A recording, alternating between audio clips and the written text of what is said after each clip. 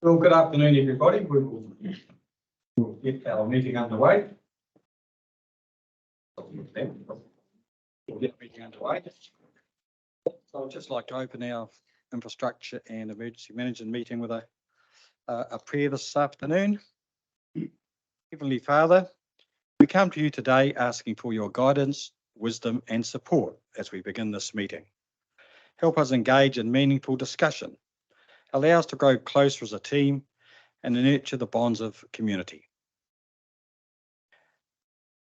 Fill us with grace, your Lord God, as we make decisions that will affect the ratepayers, all our citizens, staff and stakeholders of our district. And continue to remind us that all we do here today, all that we accomplish is for the pursuit of truth, for the greater benefit of our people and the Te Reo. We ask these things in your name. Amen. So the meeting is open, and I just want to advise everybody that the meeting is recorded, as we're bound to do. Any apologies today? I think Councillor Naima is on Zoom, isn't she? That's right. Yes, okay. Yep, that's fine. So we go to public forum this afternoon. So welcome everybody who's here for that. I understand that we have a request from Mark Aitken from Fluoride Free to speak. Oh, Mark, I'd like to take a seat. I think our rules for this forum allow 2 speakers. So I know Mark's the only one who's requested to speak, but if you do have anybody else, I'll allow another speaker if you want to do that. But we're on your hands for 5 minutes anyway. So welcome to Te Reo District Council, Mark. Thank you, councillors, for the opportunity to speak. Can you hear me clearly? Because I have a quiet voice. Okay, so I'm here on behalf of Fluoride Free New Zealand. However, I'm also working in supporting the legal team for New Health New Zealand, who has taken the current case against the Director General. I'm doing that in both a scientific and legal capacity, as I'm qualified in both. To help, I've prepared a 1-page bullet list of key points, legal points, as to where we're at for you to take away afterwards, but I'm not going to labour through every one of them now. I just want to talk about the implications of the decision on Friday and what it means for the council. So just brief background, you'll be aware that in 2018, the Supreme Court ruled that water fluoridation is compulsory medical treatment for the purposes of Section 11 of the Bill of Rights Act, which is the right to refuse medical treatment. What it did not decide was whether or not it was a justifiable limitation on that right under Section 5 of the Bill of Rights Act. Section 5 is essentially the get out of jail free card Bill of Rights. A lot of the central government has been trying to tell us that they did say it was justifiable, but Justice Radich, in his decision on Friday, his written decision, makes it clear that that is not the case. Because of this disagreement, the parties, New Health New Zealand and the Ministry of Health, or the Crown, agreed to seek an interim decision on whether the Director General needed to consider the Bill of Rights Act, and especially Section 5, justifiability, in making his decisions. The Ministry said he didn't, we said he did. And this is one of a number of causes of action that have been claimed in this case. The judgment on Friday was quite clearly that not only did he need to consider the Bill of Rights Act in his decision, but every decision maker needs to consider whether the Bill of Rights, a right protected by the Bill of Rights, is affected, and if so, to carry out the Section 5 analysis, is it justifiable? So the case on Friday was a procedural one, and that the ruling of that affects obviously what the pleadings will be in the substantive case to be heard next year. In that case, the substantive issue of whether fluoridation is a justifiable limitation on the Section 11 right or not will be argued. But this decision is not about that. This is just about the procedural one. So the ruling is that the Director General had to consider the Bill of Rights Act. He didn't do so. So therefore, all the directives technically are unlawful. Now, with a judicial review proceeding, the court has discretion as to what remedy it will apply. And in this case, Justice Radich has asked the parties to agree between them how they might want to proceed between now and the substantive case next year. New Health New Zealand's position is they want all directors to be suspended until that hearing. Whether the ministry will agree or not, I honestly don't know. Justice Radich provided that if they couldn't agree between the parties, then he would make a ruling on it. And he expected that to be within like a couple of weeks to get that resolved. If he makes a ruling, my belief is that based on what's happened to date, he will make a ruling that these directors do get suspended until this substantive case is heard next year. So if that happens, that means that no council has to proceed with any work implementing fluoridation. There can be no penalty for any council who chooses not to do so, because there is no lawful order in place. Councils could theoretically decide to continue off their own initiative, but they would have to do so under the provisions of the Local Government Act 2002, which requires special consultation procedure. And also, given Justice Radich's ruling on Friday, they would need to make the same Bill of Rights analysis that the Director General failed to do. So it's probably a bit onerous to keep going under that scenario. The other question you really need to consider is that given the substantive case next year and what's happening in the United States, I suspect that fluoridation will be ended because of the now proven beyond any scientific doubt harm caused to the developing brain. And any money spent on implementing fluoridation between now and then would be money down the drain if that's the case. You look like you wanted to ask a question. Oh, no, yes. Answer the quick opportunity, but you just let me know when you finish this bit, and we'll certainly take your paper provided, give it to one.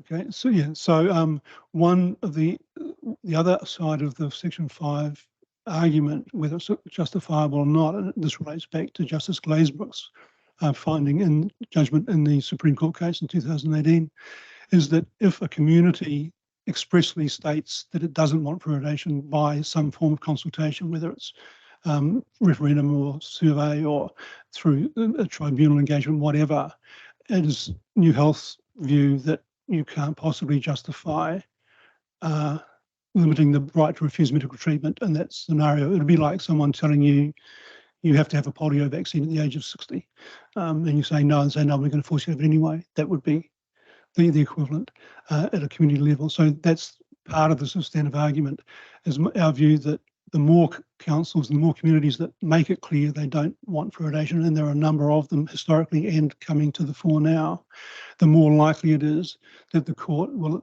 the very least require the consent of the community before it could be demonstrably justified to limit that right. That's our view, but of course that's a projection. We don't know how the court will finally rule.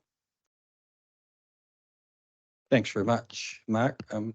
I'm sure I think I speak for everyone in the count around the table that we all have read that decision, and we've received information from members of Fluoride Free for sure. So at this point of time, I think I'm sure the CE let me know we through our CE have written to health authorities. That is correct, right? So we have written immediately to the health authorities because we have as a council we took note of the direction and did commence some work, which we're going to need to have a talk about based on the decision. But we have written to the health authorities through our CE.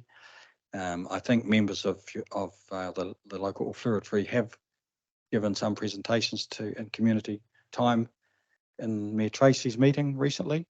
So we have got quite a bit of information. Just on the broader issue, just a question I wanted to ask Mark, I wasn't quite aware. So I did read the procedural decision from the judge, but there's a substantive case that's been filed and proceeded with and will be considered next year. Is that? Yes, so this was just an interim. I just press the red button then. Sorry. Yes, there is, and this was, as I say, it was an interim decision that was asked for by both parties so that they knew what they did or did not have to argue in the substantive case next year. Thank you. Councillors, just because if you've got any questions, particularly just to this issue, not really the substantive issue of fluoridation, but that you might be helpful to ask Mark, you're very welcome to Councillor Scott and then Michael. Thanks very much, Chair, and thank you for coming in and giving the presentation and giving us the update, particularly so quickly. So really grateful that you've come in and that everyone's come in to hear that. I'm not a lawyer, so I have read the judgment as well. So, you know, I'm still getting my head around it, and your explanation I found quite helpful. I just want to just clarify something, because what jumped out at me in that interestingly, specific didn't set aside, I think, the directive, which I think you've alluded to in your comments. So my understanding at the moment is until the ministry decides to suspend the directive, or the judge decides to suspend the directive, we as council remain at status quo, same position. Is that your understanding? So it's for the parties between them to decide what they want to do. So if the ministry digs its heels in and says, no, we're not going to suspend these, so it's not annul them completely, it's just saying we're going to put them on hold until the substantive hearing. That's what New Health is going for. If the ministry says no and they can't agree on some compromise, then yes, it will go back to the judge. And yeah, what he will rule, I don't know for certain, but my guess is, and I've been right so far with this judgment that's come out, that he will probably suspend them until, on the balance of convenience, what they call the balance of convenience and judicial review proceedings and relief, until the substantive case. And you know, we never expected he would make a ruling on the substantive question, because it's just too much for a lone judge to make at this point. Yeah. In terms of what you could do now, it's going to be about 2 weeks, so I don't know that's really a major issue. Certainly, I wouldn't be recommending anybody just suddenly say, no, okay, we're going to stop, given it's only going to be probably a couple of weeks before we know for certain. You know, whether you, as I say, if either of those things happen and there is a suspension of those orders, then you could stop at that point. You wouldn't need to apply for an injunction. You wouldn't need to join the case, which you could do at any time if you wanted to, but this would make it completely unnecessary. It'd just make it so much easier for the council if we get that ruling that way. Thanks for that. Councillor Mike. Through you, Chair Kerry. Mark, the court case for next year, when is it due to start, please, and when finish? I don't have a date. I don't know if there's a hearing time set. Probably not, given that this interim decision was needed before it was known what pleadings would have to be made. The one in the US is set down for January, so it's quite possible that if that goes in favour of the plaintiffs, that will be finalised before ours even gets to court, and that would have major ramifications, because it's one of the key arguments in our case as well, is the overwhelming evidence of developmental neurotoxicity on par with lead. Very difficult to justify putting lead in the water or the equivalent. Yeah. Thanks. And Councillor Sharon, your question. Yeah, thank you, Chair Kerry. Mark, it's been very enlightening. Appreciate the time you've taken. Just a technicality when it comes to the directives. I get the gist that it's between the parties to sort themselves out. But could the judge ultimately decide all directives, so anywhere fluoride is, will be stopped, or is it just those councils that are winding themselves up and have been directed to start? So at this point, it would only be the ones that have been directed, but the practical implication of that would be the other 22 or 27, whatever it is, that have got directives pending following that initial letter. So realistically, I would expect to be included, that there wouldn't be any new ones either. But certainly anybody who's currently fluoridating under their own auspices from previous decisions under the Local Government Act won't affect them.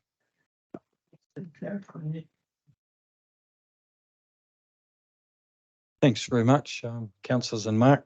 Appreciate your time, Mark. Where we are actually at the moment is that we do have, we'll be waiting the response from the health authorities via our CE to see what that is initially, and we'll visit this again quickly. But we, you know, where we are now is publicly available. It's our minutes. We do need to consider contractual and financial issues know, we are right now. I'm speaking personally, but no doubt the councils will give me some feedback after about that. So it's important for us to look at those because these are ratepayer issues, that cost issues for ratepayers and for government money. So we just need to get some advice from our CE and where we are with that. You know, there are other stakeholders that we need to worry about there, but we do appreciate your time and not treating this lightly. It's pretty important to us right now because there are, you know, quite important issues that we need to deal with where we are in the process, really. So I think that probably sums up where we are, councillors, isn't it? Really? Do you like Mayor Tracy, you? Thanks, Chair Kerry. Just to clarify, so this morning I did ask the question because there is a document here in our council agenda which shows the project sheet. So in transparency, you can have a look at the fluoride project. It's at a critical point. I noted this morning following the decision around the contract stuff, we've also asked some questions around just where that is. So I don't have that answer for you today, but as soon as we do, I'm happy to share that information with the response from the director himself. Thanks, Mayor Tracy.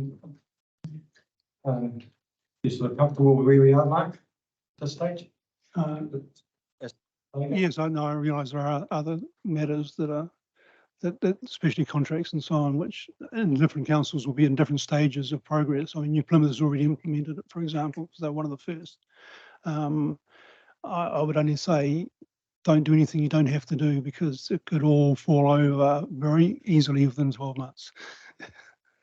It'd be changing fast pace everything we do around here, Mark. But science is changing up. Earlier this like a month ago, every week for 3 weeks, new science came out about harm. One was a Danish study showing the IQ harm. Another one was showing ADHD results, which further neurotoxicity. Another was knee fractures and another knee osteoarthritis. Sorry, another was bone fractures in children. All in, let's say, within the space of about 3 weeks. So the science is coming up very, very rapidly now. There's more than we had even when the NTP report was being finalised. And there's another study showing that when iodine when pregnant women have low iodine, which most do in New Zealand, that basically doubles the impact of the IQ loss caused by fluoride from about 4 to about 9 IQ points potentially. And that's a new study that's come out since the NTP report. So very serious health implications. No, thank you very much for that, Mark, and we certainly appreciate you tuning up, taking the time, and the passion and support from your group. It's very enlightening to see. So if that's so we'll carry on with our meeting, but you're very welcome to stay, or if you want to leave, we'll give you a few minutes to. We'll just take a break. By the long way now. Sorry. Yeah. Just say briefly, we would really like consultation, please. This is really important to us. We represent just a small number of a much larger group in Dandenong, and we ask you, will you please consult with us? Will you reaching your decision? I don't expect you to answer me right now, but could you please consider and come back to us on that? That's really. I think what we can say is that whatever we do will be publicly available, and we will certainly let everyone know. You know, the decisions we make in here are publicly available. I think any meeting, decisions made at our full council meetings will be publicly available. But I think, Mayor Tracy, we can certainly give information about what we're going to do or not do, can't we? So we can. I think we can make a commitment for that. I would say. I think because consultation, it can't be meaningful if we can't give effect to it. And if it's a directive, that's why we're waiting for that decision and clarification. So from today's, you'll probably see, and look, I can't tell you whether, if I can't tell you whether that's contract signed or not. So I don't know what that is, but consultation, we can't give effect to what, it'll either be a yes from the director or a no. So whether we proceed anything from further than that, we just need to wait for that. I think, as I said, that if consultation reveals the community doesn't want fluoridation, then that in itself will be part of the supporting argument in the substantive case. And the judiciary do take notice of public opinion. So the more councils and the more communities that say, no, we don't want it, the more likely it is we'll get a positive result in that arena. So although it won't directly mean enable the council to do anything, the bigger picture is that it would be an important statement to be made and potentially influence the outcome of the substantive hearing. I think the best we can probably do right now is what Mayor Tracy said, is wait for the next step from the health authorities, and then we'll see what that response is and go from there. So I think that's where we are, isn't it, Brian? Yeah. And that's probably what the best we can do right now. So. All right, thank you very much for your time. Can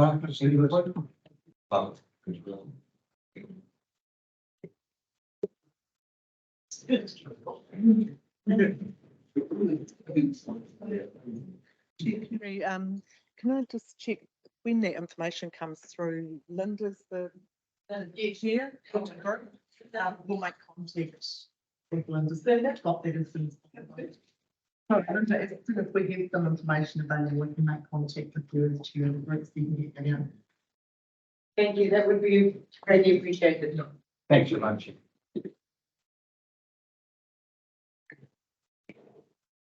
Right, councillors and staff and everyone else, welcome. We'll move on with the meeting, and any notification of items not on the agenda? Right. Declarations of conflicts of interest. Right, could we have a move and second to receive the minutes from the last meeting? Councillor Steve and Councillor Sharon.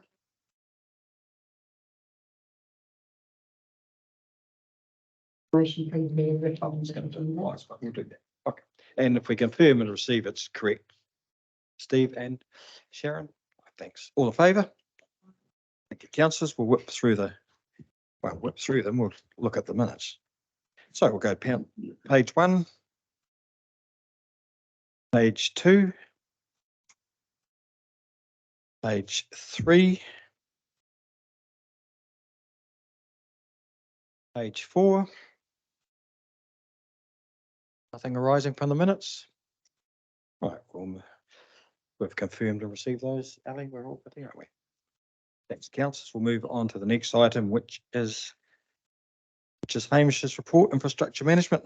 Hamish, all in your hands. Thank you. Thank you, Chair Kerry. Good afternoon to councillors and Tracy.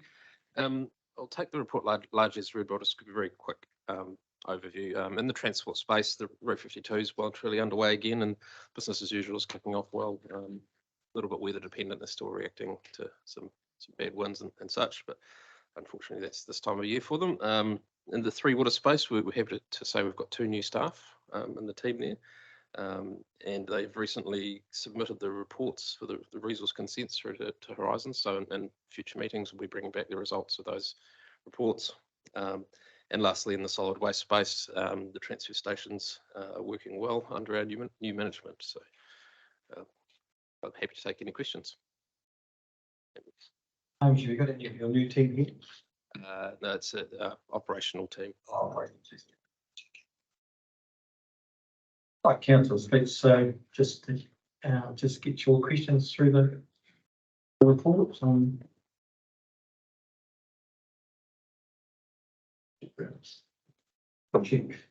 Sharon to start. Councillor Sharon. Thanks. Do you want me to do everything or just the odd bits? Covered everything. Okay. Well, item 4.3, the water treatment plan.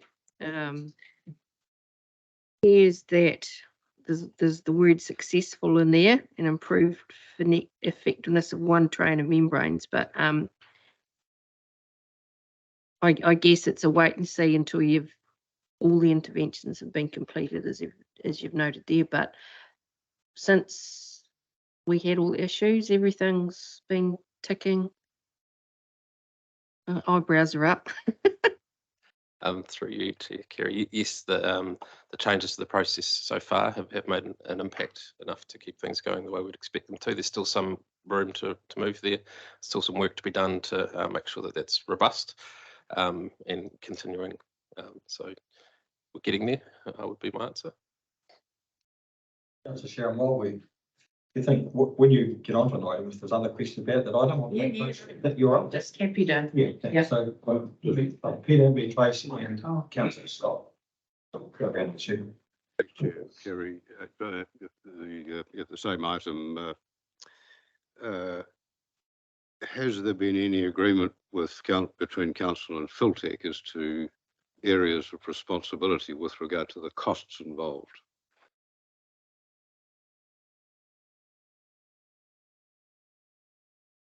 I don't think we've had the discussions fully yet on that one yet, so we're still working through the process with Filtec.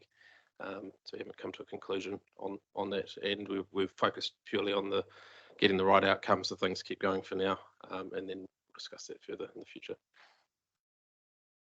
I take it that will be a thorough and robust discussion. Certainly, as per all our usual contract negotiations.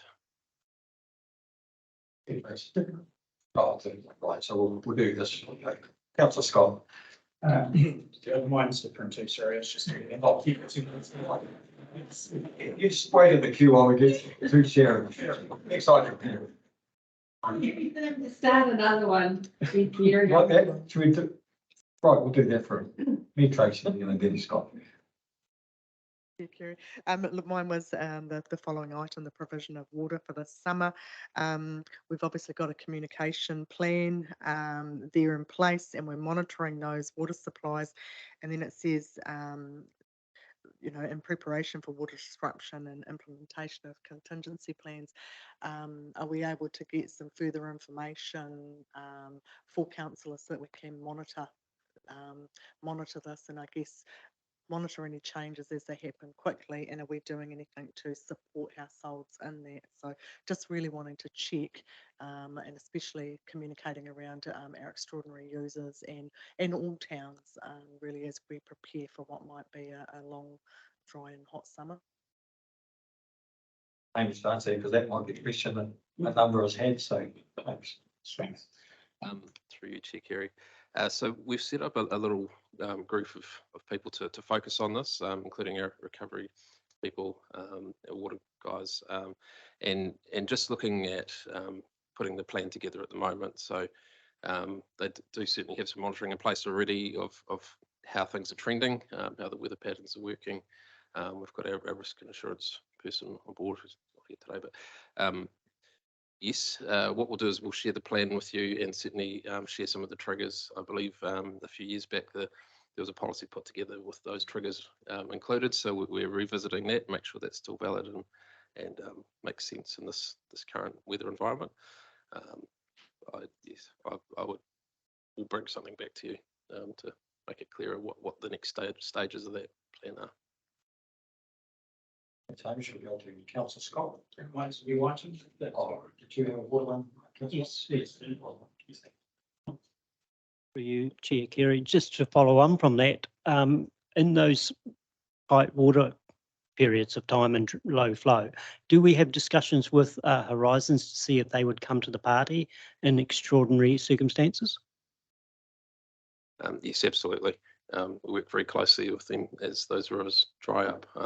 We have to have different consent conditions that we have to adhere to, so we work very closely with them as the risk increases.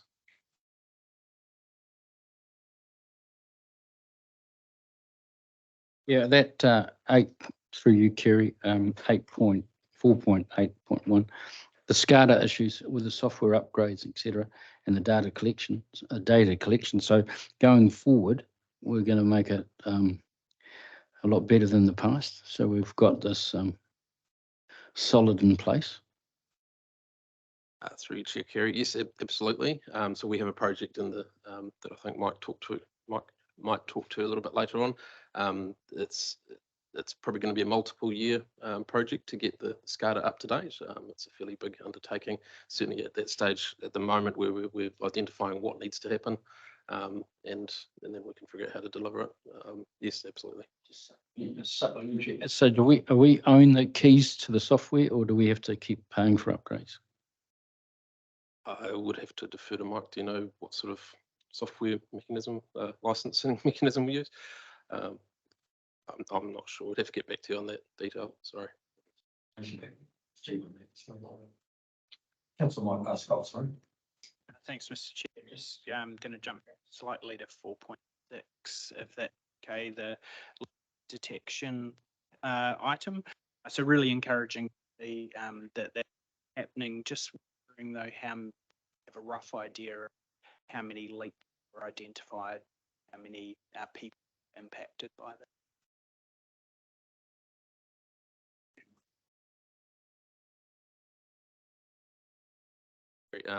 I'd have to find out the exact number for you. I know that as they go around the networks, they repair them as they go. So it's sort of part of the operational processes. The issue we find is where the leak is between our network and people's houses. So that's the next step for them, is to that responsibility sits with the landowners. So we're starting to work with them on that. Thanks. Yeah, just a quick summary. As we are looking potentially heading into a period with potential for water restrictions, could I request that as that project's undertaken, that sort of socialised with us and perhaps out to the community? You know that I sometimes get some questions about leaks and other things that would a great project, and it'd be great to sort of promote that so people understand the work that we would try and minimise disruption. Just quickly while we're on that, Hamish, is there a move to bring this into Dannyville at this point of time? Or? Okay. So the information I had was that they've done the entire network. So all the townships have had the leak detection done on the our network side of things. So I've missed. Did we miss councillors with me, Tracy? Have we had information about Dannyville? Anything? I need to follow that one up. Just check on that for a second. Where's Dannyville sits? Okay. Right, back to Mayor Tracy and Councillor Sharon. Just going back to the provision of water this summer and the policy that we had around those water restrictions. Do recall, just wonder if we need to relook at that, because I do recall one challenge being had after daylight saving with the hours that were in that policy for alternate night watering and it being dark and people couldn't water. So I just wondered if we need to look at that early perhaps. I think we'll do a quick look at that and make sure that it still makes sense in this current. Councillor Sharon, thank you. Yes. Chair Kerry, a couple of the ones further up, but I now reflect on item 4.7, the wastewater resource consent reports. Obviously, they are either in the process of being submitted or prepared, but given that we won't hear about it until we've heard back from them, have we got a sense of any red flags in there? Because that's a lot of wastewater reports that have to be done for those. Any red flags that we might get blindsided by, or will we just get one great big tick? The eyebrows are going down, which isn't good. I'd like to ask Barbara Stevenson to come and have a crack at answering that one. Barbara, if you'd just like to come up to one of the chairs over here, so that our councillor online can hear you. So Barbara is our compliance person within the Three Waters team, and she is focusing in this area a little bit. So if you just press the grey button so that your mic turns on. And Welcome, Barbara. Nice to hear from you. At this stage, we've had Pongaroa back, and that consent is well overdue. And so the focus needs to be on what sort of treatment we're going to have in the future there. to be able to pass this information on to the planner, who will be able to complete that resource consent, which is way overdue. The rest of the reports, we're still waiting for those. So I don't like to sort of comment as to what regional council might say at this stage. Yeah, that's really all I have at this stage. Yeah. Just save you a minute, Barbara, just in case anybody want a question. Me, Tracy. So much a question for Barbara, but if we could within our communities take back when those consents are being there, but take back to the community, because one of the great challenges that we had in Eketahuna was the lack of input from residents in the Eketahuna area. But if Pongaroa residents can have input into that, that would be great. Any other councillors, anything to check? Ask Barbara? No. Thanks very much, Barbara. And Councillor Scott. Thanks very much for that, Kerry. Jumping on to 4.8, in particular 4.2. I guess it's something we see in quite a few council papers talking about how bars have been lifted with regulation through direction from government. Have you got any idea of how much the new standards will cost us? And I'm expecting you to give an answer right here, but wondering if I think we could also look at, if we have in our paper and it's publicly available that the bar has been lifted, it would be quite to get an understanding of what extra that might actually be costing our ratepayers. Chair Kerry, yes, it's something we're considering for the LTP is what we need to do to bring things into compliance, certainly under the new standards. So yeah, watch the space, I suppose. Unfortunately, they're fairly challenging engineering problems, so that it takes a bit of effort, so we can't bring them just that easily. Amish, let's get back to Councillor Sharon. That's one. Please, no, that's all good, thanks, Sharon. Just, it's not really a question. I'm a little concerned that Woodville lose their CCTV cameras, but I won't make any comment that will roll up Councillor Peter over the page. Just a comment, and I'm sure I probably speak for a lot of the councillors around the table. The report on the transition inwards of the management of our transfer stations reads extremely positively. So can I please, through you, Chair Kerry, commend the team for how smooth the process it seems to have been, and I'd love to see some the fact that we've now got our fingers on the what's happening. It would be nice to see the table in 5.3 change in a positive way. So just a comment. Thank you, Chair Kerry. Thanks, Sharon. Councillor Scott. Thanks, Mr. Chair. And just quickly, absolutely echo what Councillor Wards was saying. Also, though, I did to just talk about the cycling drop-offs and the TVs. In particular, Councillor Wards referred to them briefly, that the CCTV cameras have been stolen. Want to just highlight that these are not the only cameras that have recently been stolen in Woodville. So the swimming pool has had their cameras removed, and the train station has had cameras removed. So, and this might seem like a silly question, but I struggle to understand sometimes where someone steals, or did we capture the images of anyone who steal the? It seems that there is doing it to all. Something is happening where cameras are being targeted, but it is a wider concern than just there that we'll take into account. But do you get any images? Through you, Chair Kerry, it's in certain circumstances we have received images and we pass them on to the police to investigate and follow up. Oftentimes they're doing it at night time, so the picture quality isn't up to where it needs to be in order to identify particularly well. We are looking at ones that are connected more directly to the internet and such, so that the image goes straight up. There's been one or two systems that are not connected to anything, so they've gone and taken the base station as well, which leaves us with no option. So, but we'll be on that. Okay. Thanks very much for that, Hamish. Oh, and Tracy, yes.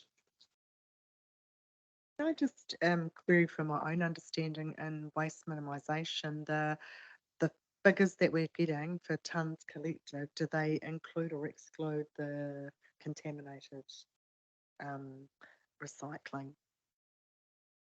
So did you get me Tracy's question in?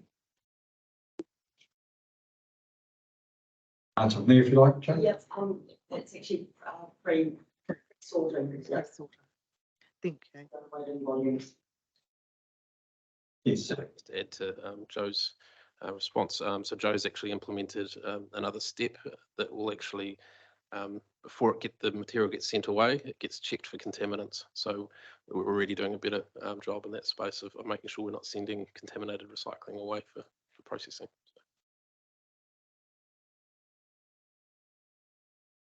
Joe, I just wanted to echo the comments you did too, that around the table here, we really commend yourself and your team for where you've gone for this really, really tricky and demanding subject and part of our operations. I just was going to ask, it looks like are you maybe getting close to getting a resolution on the curbside, the collection?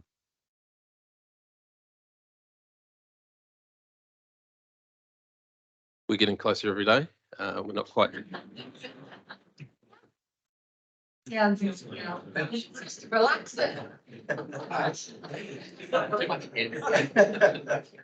Sorry, cheeky. Well, I said that, I think, for the time. It sounds great. Thank you very much. Thanks for that, councillors, on that important report. And can we have everybody, council happy with that? If we could have a move and second for the recommendation that we receive the report, Ms. Tracy and Councillor Ellie. All in favour? Thanks. Carry. Councillors. And H. We move on to the Cyclone Gabriel General Recovery. That's Don. Welcome to the table, Don, this afternoon. Good to see you as always.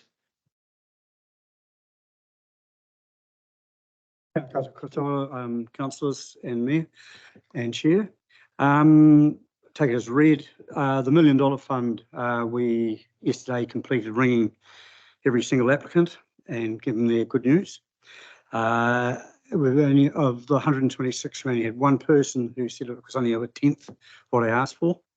And look, he got it off his chest, and then before he left, he said, look, I've got to say thanks. I never thought I'd get anything from this government. But generally, everybody we've spoken to were just thankful they got something. And it is, in some cases, a fairly small amount, a couple of thousand. To others, it's up to sort of 12 to 13,000, which means that's at least a week or 2 weeks of a digger or a dozer. But again, the comments around them is that they just cannot get a contractor in. So we're trying to be as easy as we can to allow them to put in at least a quote that we can actually use, because all this is going to be audited by MPI. And it looks as if that's okay. Many people are doing their own work because they cannot get a contractor and are dry hiring. And again, we feel some of them are actually underfunding themselves.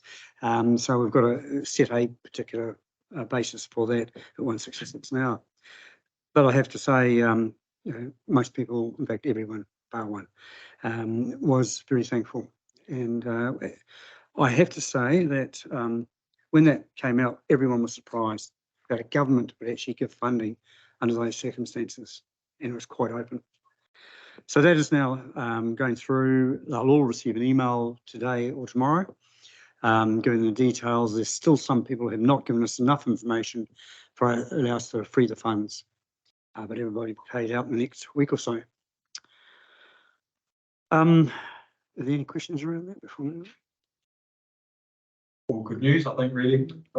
And so could have done with a bit more money by the look going on. Well, yeah, That's yeah. 1 million to 5.3 doesn't seem to go, but it does. The community emergency hub coordination work that's been between Sarah Fountain and Pete is now starting to wrap up, and Sarah has been in for the last few days now, getting all the quotes in from particularly people that are putting gas in for those areas that need gas stoves, gas heaters.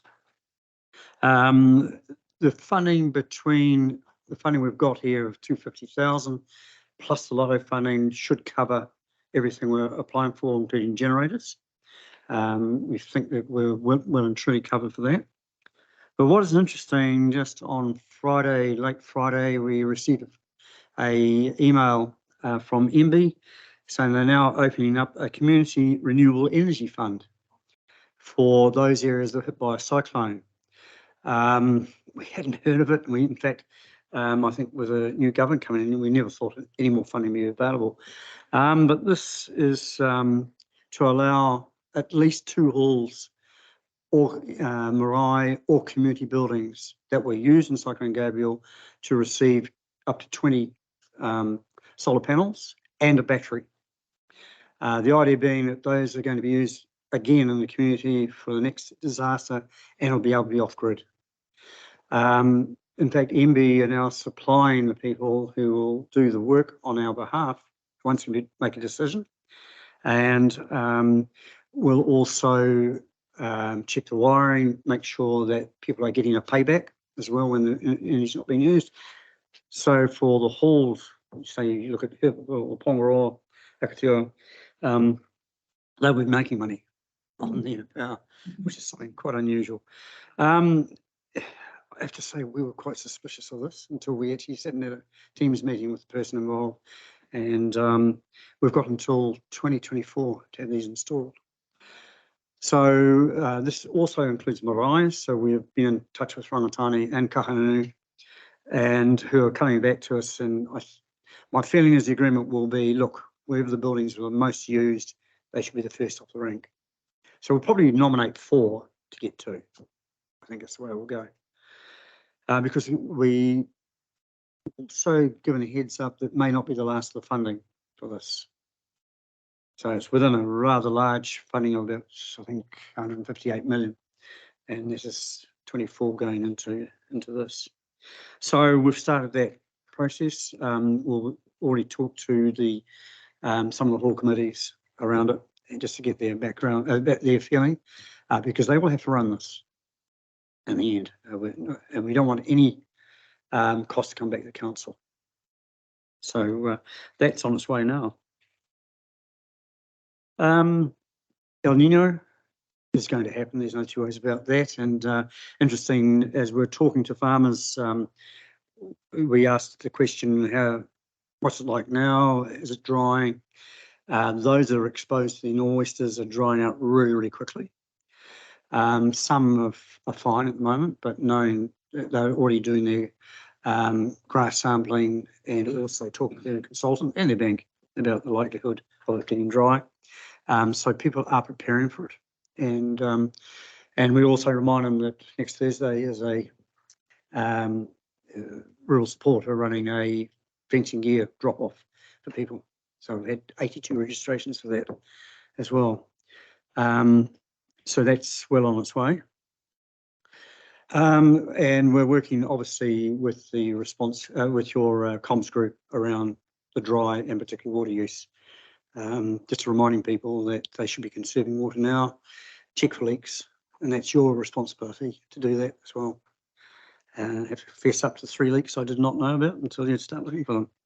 And they're all fixed. Akatua beach cleanup, and now I've handed that over to the locals and they're working through that. I thought okay. And it's interesting that there has been a fire there, and it actually burnt under the ground because there's so much old wood under the sand that ignited and carried on burning for some time. So it's now over to Peter and Hamish and others to decide what they want to do with it. And it looks like they'll just shift what they need to shift so you can access the beach and leave the rest at this stage. But however, and also Rangatani have put their hand up to help and also donated $20,000 to the cleanup. River cleanups, Grant Cooper was in yesterday and I've started cleaning the metal, I said, Uringi, which has been a problem for some time. With gravel needed to be shifted there and working with landowners around shifting trees that are in the riverbeds. That's it. That's a Sharon. Thank you, Chair Kerry. You're on such a roll, Don. I didn't want to stop you. Can through you, Mr. Chair, can I just go back to the emergency hub funding? Don, you indicated you between a couple of pots will probably have enough money for everything that everyone wants, but have you got a priority matrix across all of those? Because there's probably some differences amongst all of those little communities that you've been able to say, well, no, you're not going to get that, but we can give you this. So Yes, so Sarah's is finishing that off right now. Things like wine and that, we just cannot cover that. But that doesn't mean to say that the community should not be already looking to access our funding. So that is the next conversation we're having, is where our funding could be. great piece of work. It'll make a big difference to those communities. Thanks very much for that, Don. Thank you very much. Any other councillors, any input on? I appreciate the time and the report is always Don. So we have a movement second to receive the report, Councillor Mike and Councillor Eder. All in favour? Thanks very much, Don.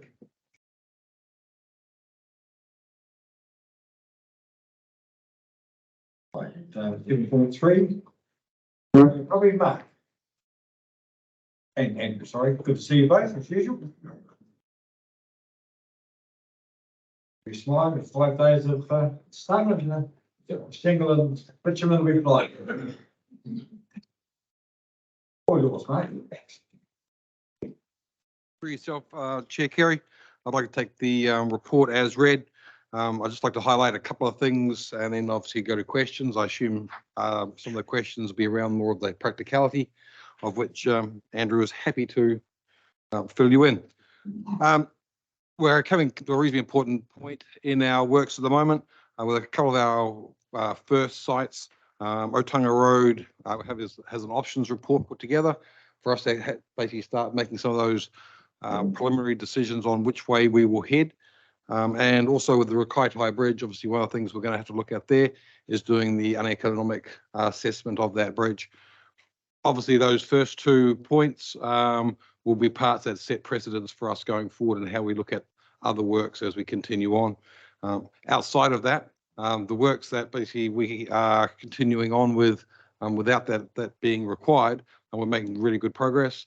And the way in which we're currently doing some of the more minor tasks, as well as doing some of the planning and works, preparatory works on the major tasks, all concurrently, is giving a really good work plan. So it's very impressive in the way that's coming together, as well as obviously trying to tie in some of our renewals into this as well, because we've also got a reasonably large renewals program for the year as well. So that coordination is working well, but these next 2 projects, and as we go through those processes, we'll sort of be determining obviously how we look at other similar ones as we go forward. Mark, Andrew, you'd like to carry on? Are you pretty happy with all that? Yeah. Well, any more questions? Ben Tracy and then Councillor Sharon. Thanks. Through you, Chair Kerry, I have asked the team that as usual, we work with our people. So rather than reading about that report or anything like that, that we are given the opportunity to sit down myself and yourself with the residents on that road. Now, I have asked the recovery team for quite some time just the number of people that are impacted on that road, and also with the Rakaitai Bridge, I haven't seen any information around that, but obviously those conversations haven't had any councillor or that with them. I think again, before those discussions take place, maybe we do that as a team.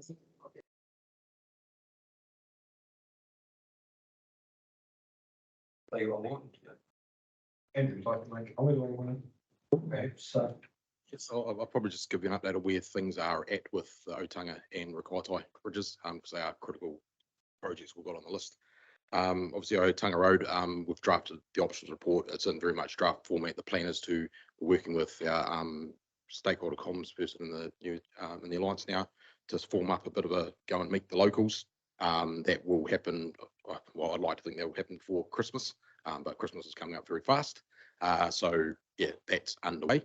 Rakaitai Bridge, tomorrow morning, we've got a meeting, a workshop with the contractors that we've engaged with to date for concepts, just to give them, just to refresh that, because we've got a lot of information. I think we engaged with the local contract, East Steel, who's in the Oringa Yard, straight after the cyclone.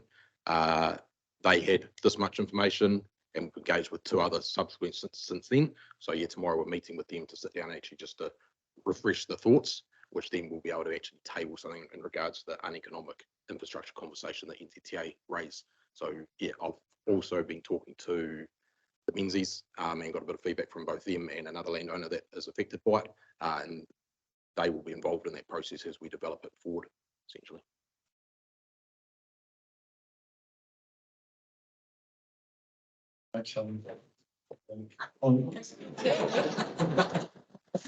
You read the body language. I probably just thinking about previous Previous times, and that's why I'm making it very, very clear that actually, you know, when it comes to working with our people, it's really easy to have a conversation, call something uneconomic, but actually we have that conversation together, we work through that, and I guess what I'm indicating is that there's probably a lack of information that's come past my table, and it's not the first time that I've indicated that, and there's also, you know, just trying to be part of that, so I don't want to fix it at the end, I want that to go through these people on these suffered incredible expense and stress, and whatever we can do to do that right.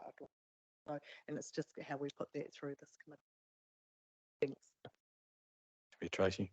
Yes, I think me, Tracy, myself and Mark were involved with the Hooperville ones, weren't we, Mark? And that's where we sort of made decisions, and then we had them return who they wanted to meet. So I think we're just touching on the process here, aren't we, Mark? But you were part of that, so yeah, That's a sharing.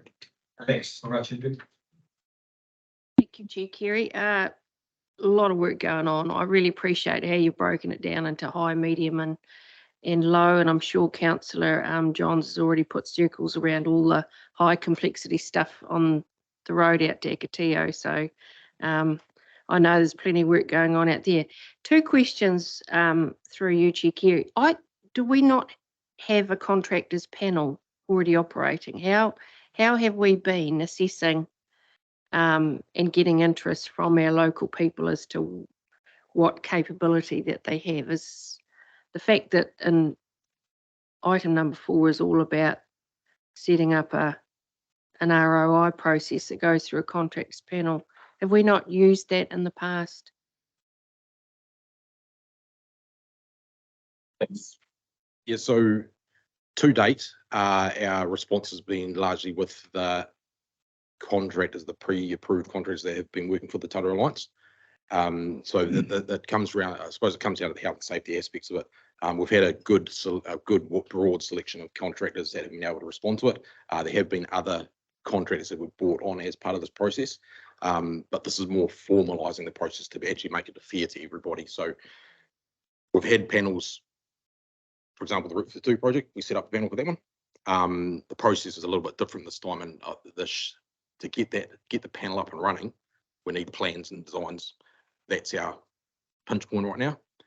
We believe that we're getting to that space now. We're going to be able to start rolling them out. So after Christmas, essentially the intent is that panel will be stood up and running with enough plans to be able to start procuring in an effective manner. Whereas to date, it's been, here's some plans, here's some prices, let's get the work done. So we're transitioning, I suppose, from that very much reactive response to the planned coordinated response. But the pinch point is that design engineering, that upfront planning that we're still trying to get on top of, essentially. I have a different question, Chair Kerry. Someone. Just following on one of the comments I had, and it's a discussion that gets a lot of airtime in the community just around local contractors, but it'd be good to understand just how many people are on that panel, don't need names or anything, but just so that we can demonstrate, you know, how much the Alliance does work with other contractors in the area. Thanks. So I think just following from your Tracy's comments, it is an area that gets a bit of air, certainly in the streets of Dannevirke and various places. I think the process will be really good for us too. It's, you know, we can say it's fair and it's set in concrete and off you go. So, yeah. Thanks. Steve. Is mine same topic or different topic? Different topic. Oh, okay. I'll just go to Councillor Steve and then same topic. So that would be indicated to the public in a percentage. Yes, so once we get the panel stood up, the procurement, that will be public available through the records. Just in response to the first question there, I know there's been 11 formal submissions that have been completed as part of the panel process, and to be honest, we're actually having to bring along the existing subcontractors to get them to register. So it's actually quite hard to get them to go through the process, and the process is relatively simple. But yeah, it's getting that information, because if we don't do it fair and we just bring in contracts from left, right, and centre, we can't show Chair Kerry, yeah, because that's what I was going to come to, because you could paint yourself a wrong picture, and through no fault of your own, we're all guilty because you're not using locals. But that's not the fact at all. The locals have got to comply with the rules of the game. You know? So not the game, but the contractual agreement, which everyone else can comply with. So, and yeah, it's that what really needs to be emphasised. It's not you guys, it's the system that's required by law. Maybe a road on this topic. No, I'm Oh, finished. Councillor Mike. Through you, Chair Kerry. Just on page 20, just up the top there, just a couple of dropouts on failed crib walls. What is the age of them? Was it excess water that did the damage? There's 3 of them in the row there. Just a query about what's going on there. So the failed crib walls, essentially, the repair method for that has, a lot of those walls were built, they're probably potentially up to 30 years old, if not more. I do know there was a local council engineer that really, really liked crib walls, and they're fit for purpose when to stop, I suppose, minor land movement, but they're very prone to undermining. And what we're finding is a lot of the crib walls, it's the material behind it that's washing out. And essentially, they've got hit by water, essentially, and the water, they just can't sustain that because the bedding material underneath essentially drops away. Case in point, if the bridge that's down to a single lane up in Dannevirke, name, yeah, the one there. If you want to have a look at something exactly why crib walls fail, basically that's a sump that has been overwhelmed, water's gone over the edge, run down through the crib wall, all the crib wall material has been scoured out, and the below is blown out. All it would have, to protect that, all it would have taken was a bit of geofabric behind it to stop it. But back when those crib walls were built, that wasn't around. So. Thanks very much, Andrew. That's great. Hi, councillors, everybody's. Oh, sorry, Sharon. Right, that's all good. Through you, Chair Kerry, can I ask a couple of questions around item 5, the current funding status? Now, who wrote this paragraph? Because there's some little teasers in there about concerns and uncertainty around. So we've obviously got the money. You're hinting that you're going to work really, really hard at making sure with word accelerated delivery plans to use up that money in time. But there are some traces in here around we might not get as much money as we thought we might be getting, and when are we going to know what that reality might be? No one starts it. Through yourself, Chair Kerry, I'm happy to take this one, Councillor Sharon. With the funding, the main, if you understood the process of NZTA and the way in which they do their funding, it's very similar to our LTP process. It's very difficult for us to be able to say categorically that in the 4 years from now, we'll be doing something, say in the dog pound, because once we actually go out to consultation again, things change. So within NZTA, because of the way in which they work, everything is set in those 3-year NLTP periods of when they set the funding.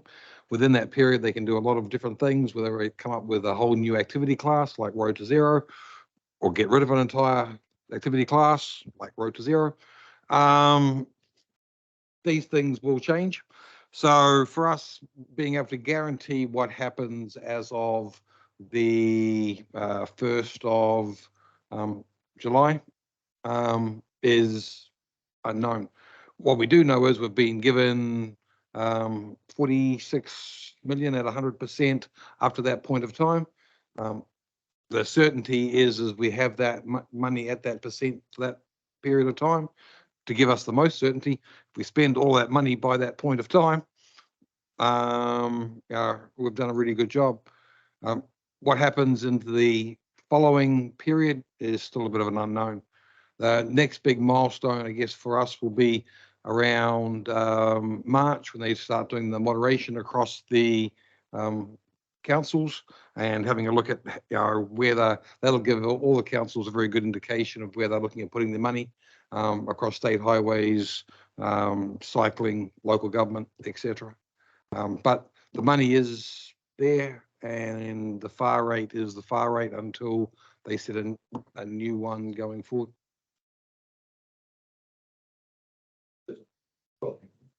Just wanted to add a little bit to that, just so to understand the risk of what we could be left with next financial year. So if the guys manage to spend, say, 80% of the funding that we have, then we'd only have 20% left, and we'd only be paying 7% of that out of the local share. So we'll be back up to that 93% funded by Waka Kotahi, and the rest by us. So it could still be a couple of million potentially, but the work the guys are doing is to try and minimise that risk by getting through as much as possible between now and then. And thank you for that, Hamish, through you, Chair Kerry, because the last sentence in item 5.1 is that 52 million's been submitted to Waka Kotahi, but there may be some risks around that. So we would have to come back to the table if we didn't get all that money, Hamish and Mark, to be able to review the priority for the high complexity and medium complexity works. Is that what I would take from that? So that application is in at the moment, I believe.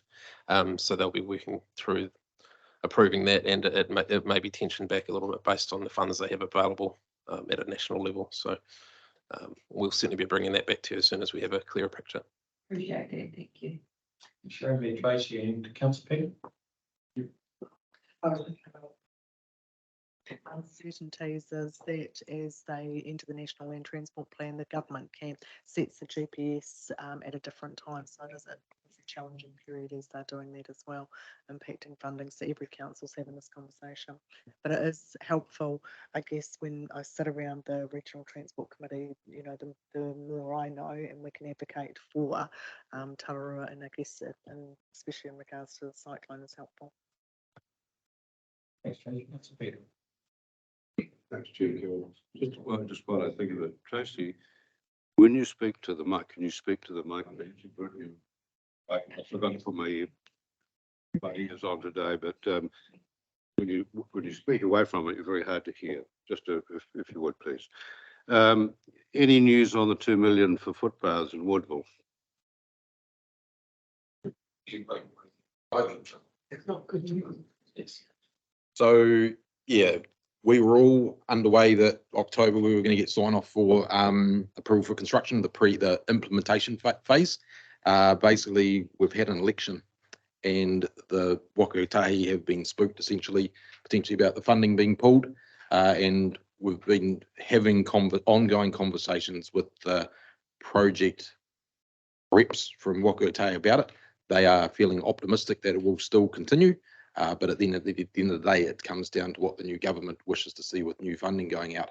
The earliest we believe we may have information is February. So yeah, it's watch the space. Yeah. More advocacy, I suppose, we can do would be the.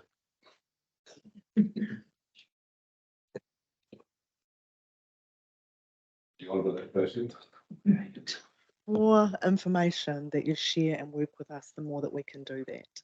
So, yeah, I guess let's have a good conversation. Thanks, Amy, for that. Any further discussions of Mark's report, councillors?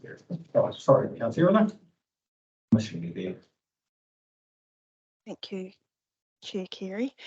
I just wanted to ask, because how are we going with business as usual with all the recovery and all the contractors we've been using with the recovery? How's our plan for normal business going? Through yourself, Chair Cherry, I'd like to grab Dan because he hasn't spoken yet. Yeah, away with it. And we can't Get away with this before he leaves the room. So, thank you. Everyone. So yeah, obviously the focus has been on the Cyclone Gabrielle over the winter period with getting that resilience into the network, and coming into the new financial year. Obviously, we do have a lot of BAU work that we've got to get through. Fortunately, a lot of that BAU work is delivered through our teams within the Terra Alliance. The contractors' work is a lot through the emergency works, and our maintenance contractors don't really get tied up with the emergency works anyway. So yeah, we're basically on track as far as delivering the BAU work. So with our rehabilitation sites, we've actually made a start. First site being out on River Road, and our reseal program we're planning on starting in the new year, so from January. Essentially, we could start that sooner, but ideally with the weather, we'd like to start it when we have the ideal weather window, as it's quite a activity that relies on momentum. So when we have really good weather for a good period of time, that the can deliver that quite efficiently. So yeah, no effect as far as our BAU work goes. The main pinch point that we thought might be the case would be around that design and engineering, around that resource getting pulled in to try and get these high complexity sites designed. But we've actually got our BAU work designed, and we're actually starting to think about next year around getting testing done for next year's sites. But also keeping in mind that we don't want to tie that resource into next year's program when they obviously need to focus on high complexity sites that we're going to try and get through this year to spend that money. Thanks very much, Dan. You have another question? I was just wondering, because we've heard about a site, but I know it was quite complex, was Victoria Ave roundabout, that realigning of that's been on the cards for quite a while. Is that in the plans or? Yep. So both the Victoria Street roundabout and the Steer Street roundabout are on the plans to be completed this year. We are aiming to start both the roundabouts early January to try and complete them within the school holiday period, because we are aware that schools are close by to both those roundabouts. We're just in the process of locking in our design to make sure that what we're going to do there is going to be the right thing. I'm pleased you said that, because I was just going to do a thing on that pothole. The massive pothole I hit every day. Because the last time I did a report, and I take my hat off to you, I'd used the system. Within 3 days, that pothole was filled. So I thought there must have been a reason why this one hasn't been. So good on you. Thank you. Right, ready? You keep going for Queen Street of Victoria. Since he mentioned potholes. I know the car parks, the parking lots, council parking areas were on the cards, but I don't know if that was until this season or next season, because I know Allardyce Street has had 2 potholes by the Royal Depot for quite a long time, and they have it's been reported more than once, but yeah, they haven't been fixed. Yep. So we've built a program around car park renewals as well, which includes the Allardyce Street car park. We'll get those potholes repaired. So they will be completed within, ideally by end of April, or the whole car park renewal program. Thanks, Dan. Tracy. Okay, it is, and really pleased to hear these. And I think it's just around how we communicate that with some of these projects that are, of great interest when people use the roads a lot. So especially around those 2 roundabouts, that'd be really welcome news. So I'm Tracy. The Dannevirke BAU has popped up on our radio. radio show a couple of times recently, so I'm pleased to hear this, Dan. I've taken a few notes.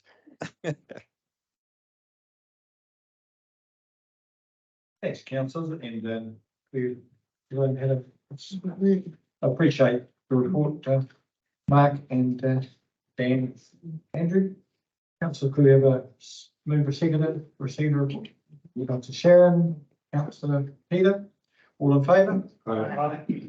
Thanks very much, gentlemen. We might have to stay there, Mark. I think we hop on to weight assessment. Go pop out with something. We'll do 7.4, Mark, waste assessment. Thank you for your time.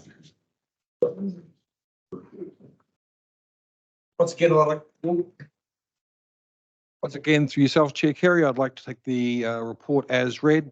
As a couple of comments, the main point of the report is it's more administrative or process based in regards to receiving of the letter from the Medical Officer of Health. That having been formally received by council, we can then send the minutes from this meeting off to MFE, which is a part of the funding requirements for the waste minimisation levy. So this is basically a procedural process in regards to ensuring that the funding and the like continues on. Yeah, so me, Tracy, Councillor Sharon. Thanks, Chief Kerry, and thanks for the update. And look, the waste minimisation plan is something that excites many of us. With item 3.1, it says that, you know, we're continuing to involve community and stakeholders in the development of the waste minimisation plan, and they continue to be engaged. Can you let us know who is involved in that? I haven't sort of seen anything, but it's an area we've got a few very passionate people within the community, just making sure that they've got that early engagement. At this stage, once the draft has gone past council for consultation, at that point in time we'll be able to put it out to consultation and have those conversations. So you're preparing a draft to go out to consultation, so that's just council staff doing that with no input from anybody else, or is that just based off the report? Because I remember last time there was a little bit more involvement from around the governance table as well. Yeah, once we get to that point, my understanding of the process is that's being workshopped with council. I also understand there's been some workshops on that that have taken place. You have to forgive me on this. Obviously, I just stepped into the waste area as of the last week or so. Yeah. But I believe there's been 2 workshops in which the waste minimisation plan has been discussed with council. My understanding of that process is once we've got a draft that council is happy with, at that point in time, the consultation process takes place. It takes place under our formal official consultative processes of council. Obviously, there are some rules around how that will be done, and special interest groups that we will involve throughout that process. And at that point, the information that comes back from that, normally there'll be a hearing in which people can then obviously with their speak to their submissions, and then obviously our final draft and it gets signed off after that. But there is a fair bit of consultation that take place.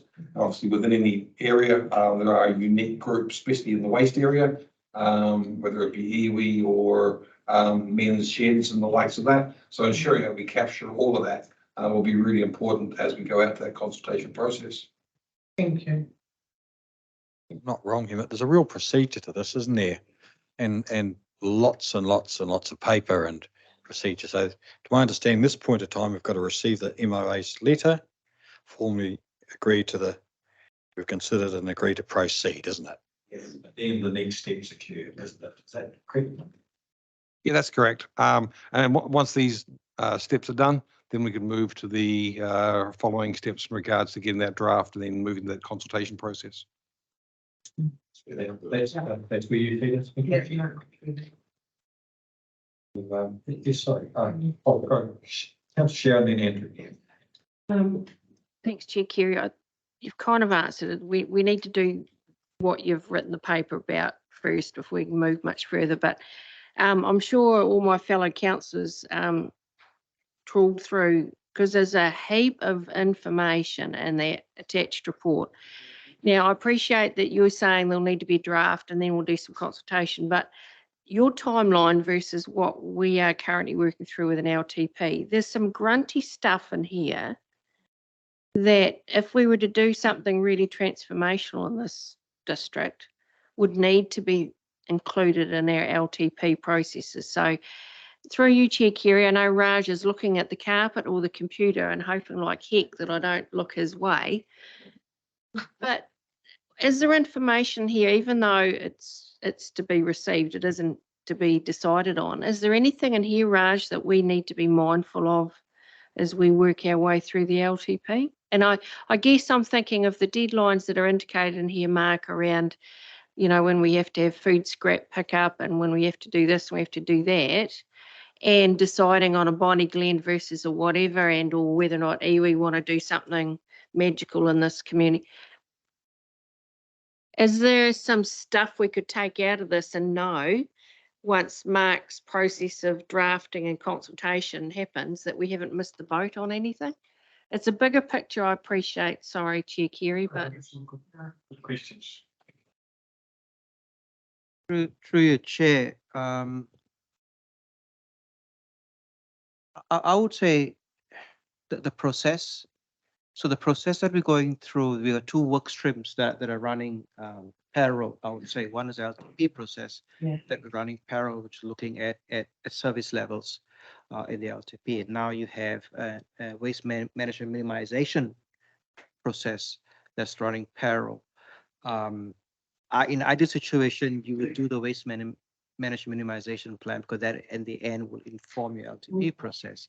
So we're running in parallel. So that's a complexity that we have. So the approach that I would take, we have done the activity level workshops. Council has given us some direction in the solid waste space regards to looking holistically at how we deliver solid waste services in the district. An important part is the waste management minimization plan. So I would like to have that gone through the process and close to finalization, and let that then inform the LTP. Because I don't want us to make some decisions in the LTP without having, because that may have, I'm not second guessing it, but that may have some significant impact as how we manage the services. And I think I would rather do that together. And also, Hamish and I had a bit of discussion about what we call a 17A review as well, because the WMMP may trigger us to revisit the whole service and apply the 17A discipline right across it. So I think that is something that we could do in year one of the LTP and look at holistically and make some significant changes as well as how we deliver that service, not just from a cost element perspective, but delivering the outcomes in WMMP. I just, Andrew, I'll just grab you. Are you doing something about part of this, Andrew? Not part of it's more about the doing project. So we are one of me and Dan. We go table this. do you not want to hang around? But I love to do a big part of this conversation. We'll just finish this and I'll grab you then, Andrew. That'd be fine. Yep. So, Councillor Scott. I think I'll be relatively quick, because I think Ryan has helped out with his answer there. What went through, and it is a very lengthy report, and definitely some interesting ideas within it. What did jump out at me though is that there hasn't been a consideration of the costs of some of those ideas, that the cost of delivering those ideas, also the cost of some of the regulatory stuff that we might need to do, suggestion bylaw changes, being very, very conscious that we've had that discussion of putting in new bylaws, viewing bylaws. If we going to be meaningfully making changes and implementing a strategy, it is really important we are looking at those costs and having aligned with the LTP process and the 17A review.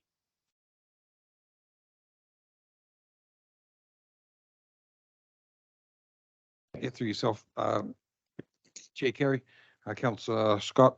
Yeah, I think you're 100% right. One of the issues with solid waste and then that environmental space, of which I've been in for a couple of decades now, it can take an incredibly broad view. And the amount of things that you can recycle, the amount of things that you can do, the cost of doing that, community input and various groups that may wish to be involved in those processes. The sky's the limit to what you can do. If you put a cost to a lot of that, you could also spend a lot of money. And these are very much community decisions and decisions that go through the elected in choosing what those sorts of services of that would be. One of the easiest ways of going through this is obviously as you're going through our AMP, activity management plan, often within that environmental space in waste management, you'll see softer targets in regards to review this process or review this thing, which ensures that we're continually going and looking at things as we go. Probably more so in the transport or roading AMPs, a lot more fixed targets in regards to X amount % of this at this place.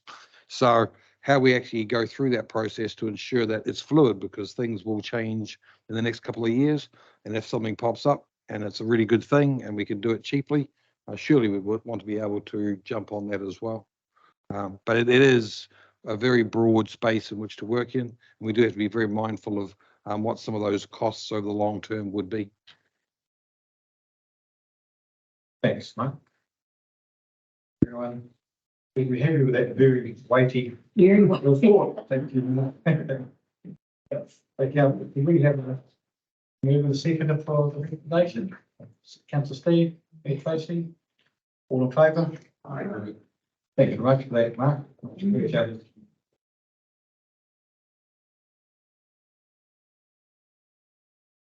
Councillors, just to free up our valuable time of Andrew, Daniel, we'll just skip to the report to that. Okay, Mike? Yeah, good. We're just going to do the Weeble to Wimbledon report, Andrew, and then you can get back to the roads. This was the second to last report, the sheet, the project sheet. Right, Andrew. All yours. Thanks, Chair Kerry. Yeah, so just probably a brief update of where we're at with Roofings 2. Come up to the 1st of October, we were allowed to recommence earthworks activities on the project. Our resource conditions don't allow us to undertake heavy earthworks through the basically end of April through to 1st of October. So things kicked into gear basically 1st of October. Unfortunately, what we kicked into gear with was emergency works repairs, but we are making progress essentially out there. So while we've had a interesting, essentially probably 2 years on the project right now, with the weather that's coming on, starting to come to a little bit of fruition. And I think in the first 2 weeks of 3rd and 4th week of October, we started to finally get some pavement down, some sub-base down, and all the bits and pieces that were being narrowed up in the previous earthworks and seasons got widened out. And I think I had a gap between about 2-week visit. And I went from what we've seen over the last few months to all of a sudden we've got pavement being laid and got formations getting widened. So it's made a huge improvement. We are getting our first seal planned for next tomorrow, which is the Calvin Grove Earthworks Municipal Works site, which has been open since March 22. So it's good to get that off the back. And that was the one that on the first day of work that I returned back from after Christmas, walked into with the road was closed 2 days. So that one's a good one to get behind us. So yeah, apart from that, we're busy moving dirt, laying pavement, and things are moving quickly. So Rachel, sounds good news to all us around here. Thanks, Sam. Yes, Councillor Steve. Yeah, through you, Mayor Cherry. The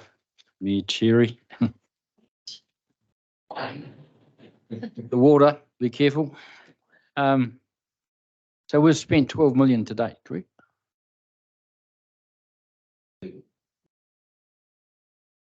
Plan 12. Cool. So it's 11.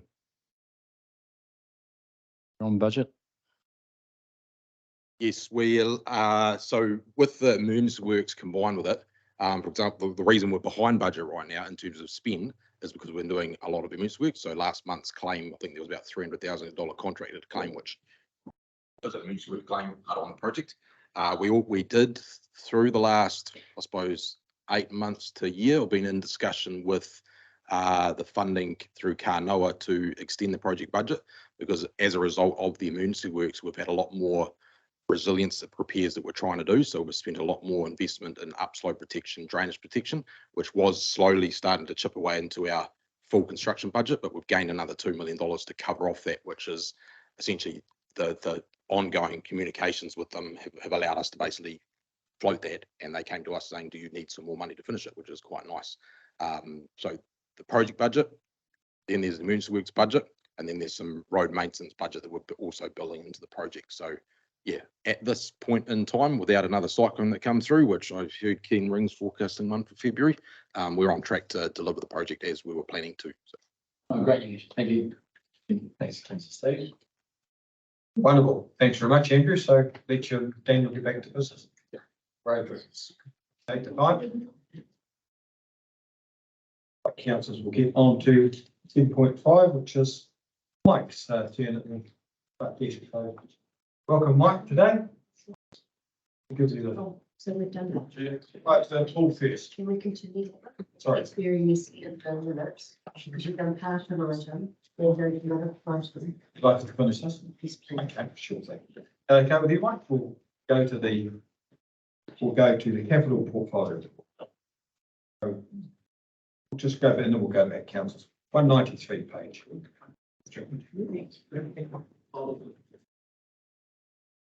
I get dizzy enough for that. Without adding it to you. Thank you, Chair. Mayor Tracy, councillors, ladies and gents, here to perform report then now on the capital portfolio report. Thanks, Mike. So essentially what's been going on is that we're still doing the comprehensive review that's been going on. So we're looking at rescheduling a lot of projects as they are needed, and reforecasting the ones that we also have identified that also require that. I've made note of those in the schedule, as you can see there, as the focus is on a couple of wastewater treatment plants as for some rescheduling, reforecasting of the financials, and with some further development in that area. Other than that, I have also included in this report a graph there that would also indicate our red, amber, green status across all our projects.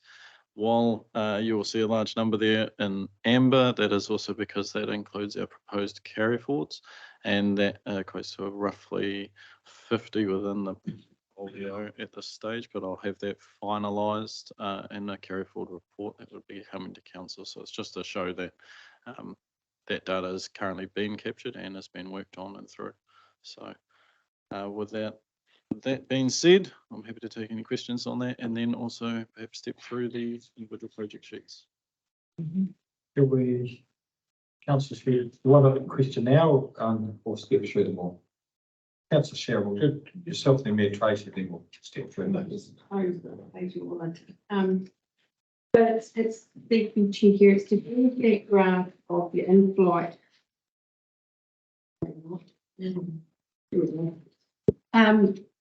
So 4.1. The bars, I mean, I'll circle the planning, so there's obviously a lot of projects that are still in the planning stage. There's just over 15 that have been delivered or are currently being delivered, and there are not quite 25 that are open, closed. Are they closed or open? Effectively, what I wanted to understand with this particular picture, Mike, was ultimately to know that we are getting through our work and we can tick these things off and we can measure completion. Ultimately, the bar on the right-hand side should be nice and high, shouldn't it? Is that what?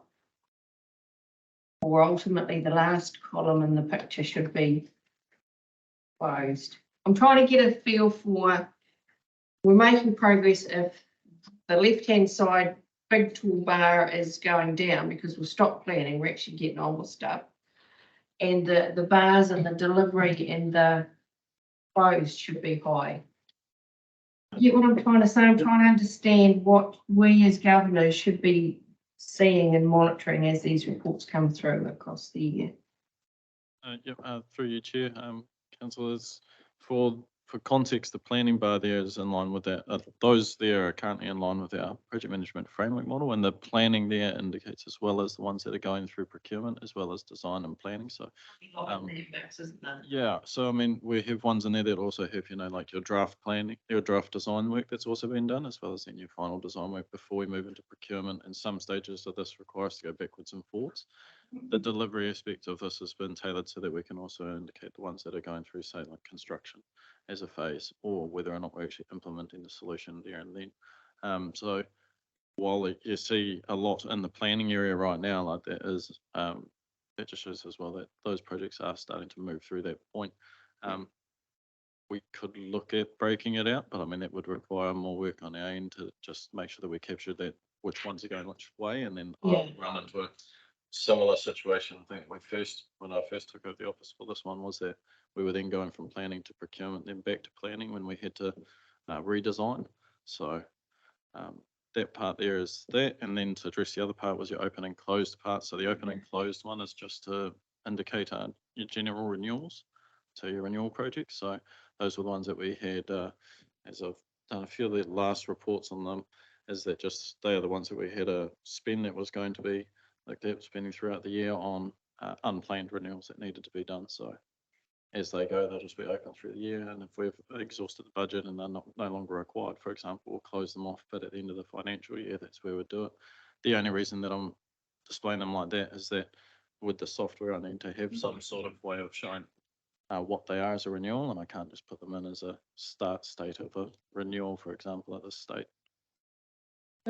If I could just add that, might help clarify in others' minds, what triggers going, what we see in that graph through to a full-blown project management sheet?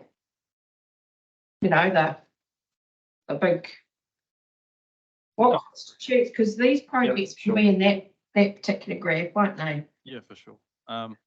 So how they go through there is through a complexity assessment tool that we use, as well as in key projects that have been identified to us, either through yourselves or through our executive team, as to which ones are to be included for reporting. So yeah, if they are of major interest, then for sure, then we can look at producing that kind of reporting. However, we're basing it off high complexity. Thank you. I'll start with you, Tracy. Thank you, Kerry. I was just wondering some further information, I guess, and trying to understand. The Lindale Walkway is currently working through coordination of suppliers and work with the Transport Choices project. What does that mean? It's just behind me, there, Tracy.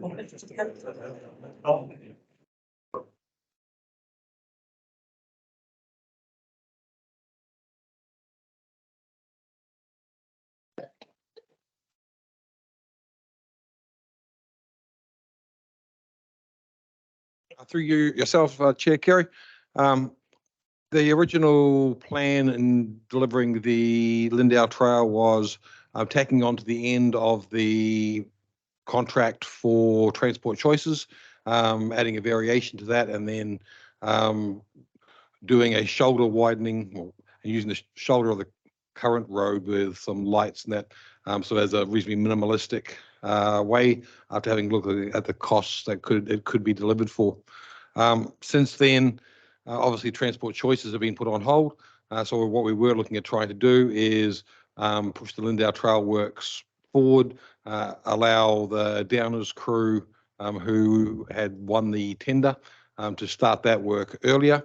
But also at the same time, we were also exploring the option for the, forgive me, the Saddle Road Alliance to also be able to look at delivering it as well. So we were looking at two different ways of delivering it at the same time to try and ensure that we could get one of them to ensure that it's done before the end of the financial year.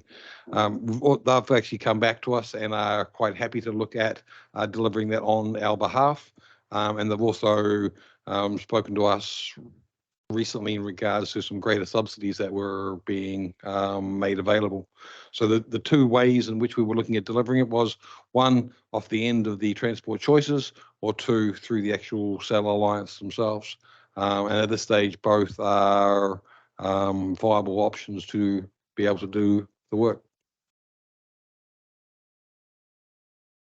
And the implications to the funds that we've put aside and how much we get for this? I guess, does this complete the whole project? Do we've budgeted for these? This is to complete the whole project from the roundabout through to the reserve. The section from the roundabout through into, and once again, forgive me, I think it's Normandy Street, is being delivered as part of the Saddle Road Alliance. And then the works from there back into town was to be Transport Choices, which is obviously on hold. Chair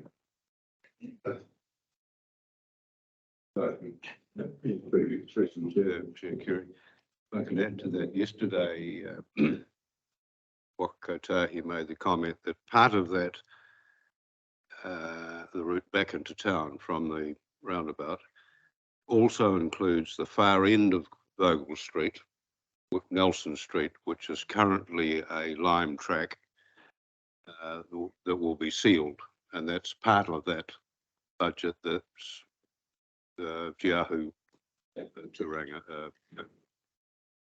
That your understanding? Yeah, that's my understanding, and I was supposed to have some designs through, I think last week, and just showing us, it's a chip seal path going through there. And we've had several discussions in regards to how it will move forward. And also one of the other conversations is around comms, because obviously we need to try and do some shared comms there. And there's one sort of reasonably tight section where it may impact the on-berm parking of a couple of people. So we will obviously need to deal with them individually, and whether that's directly through the Alliance, the Saddle Alliance, directly through ourselves, or combined, we will run that through. And that's been passed on to our comms team as well. A chip seal footpath, do you think that's appropriate for footpath? As a shared path, probably the least long-term maintenance option that we can get, except asphalt. I am pushing for asphalt, because obviously if we could have it asphalted through there, the long-term whole life cost for us in regards to maintenance is incredibly low. So one of the things we have to look at is obviously within the 50-kilometre area, that long-term maintenance will fall to us, and where we can get the least cost long-term option, it saves us money over the years. So chip seal is probably the best option. Is chip seal regarded as a suitable surface for footpaths? Yes. Very small chip. You can do two coats, you can make it flush. There's various ways in which you can make it a lot smoother. But from a surfacing perspective, holding it together, and from a walkable perspective, it's fine. Skateboards and things like that. Okay. Thank you. I just want to add on to that as well. So I know that we'd be tracking that over the last year or so of this project that I've been involved with, actually even look into it. It has been undergoing a lot of, funding discussion on how that actually has been coming in and what arrangements there have been made on it. There's been some form of design work, and part of this whole part, I guess for me anyway, and having a look at it, was that we had a few different sort of projects that were operating within the same space. So Mark has done some good work so far on the fact of actually deconflicting that work. And as you can hear from the description, there's different parts going on there. So that from my area has been pretty good to see from it. So. Perfection. Thank you very much for that. So thanks very much, Mark. Councillor, we'll just, shall we, Michael, oh, sorry. If, sorry, we're still just going through this sheet. Yes, I'll just go through the sheet. So I'll wait. Right, well, if we just look for the sheets and grab as we go through, that's fine. So if we go down to wastewater treatment, sheet one. Major questions, I think. Progressing quite well on the Denver wastewater treatment plant upgrade. So. Okay, well. On that one. I think I'll leave the benefit fluoridation to last. Yeah. Okay, sure. Right to Hillcrest. I'm pretty happy there. SCADA telemetry upgrade. Councillor Steve mentioned that earlier on. Thank you. The report here. Yes, yeah. So just through you, Chair Kerry, to date, we haven't spent any money and we're in September.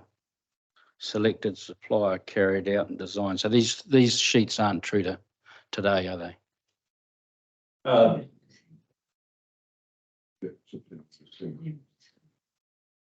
So these reports here, sorry, excuse me, were for the previous month.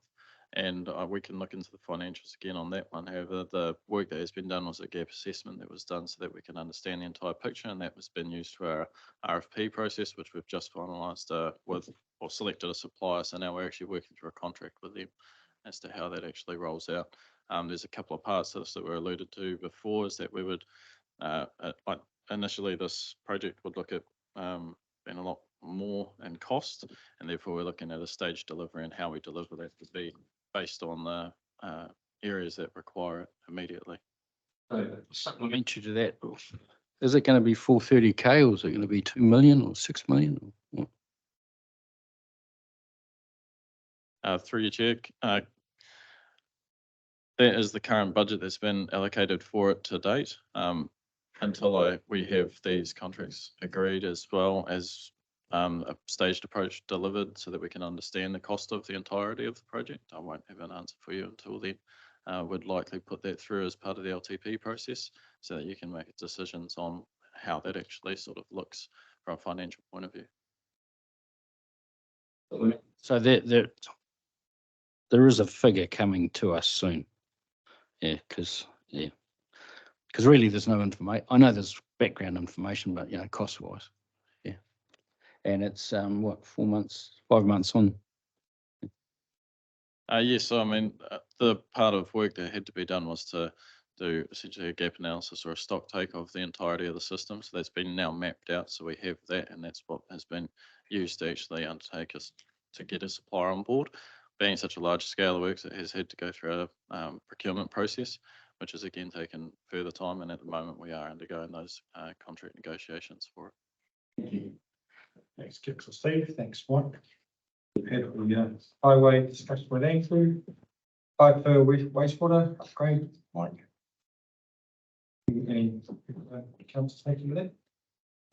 I'm seeing a read that's, but things probably strong work, Chief Gary. The next couple of them. Only 2.3 too. Ekalahuna wastewater treatment plant.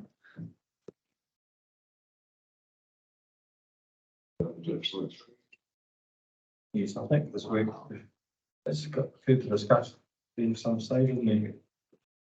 And Ekalahuna wetland development is sort of similar, isn't it? Yeah, Councillor Mike and then Councillor Steve.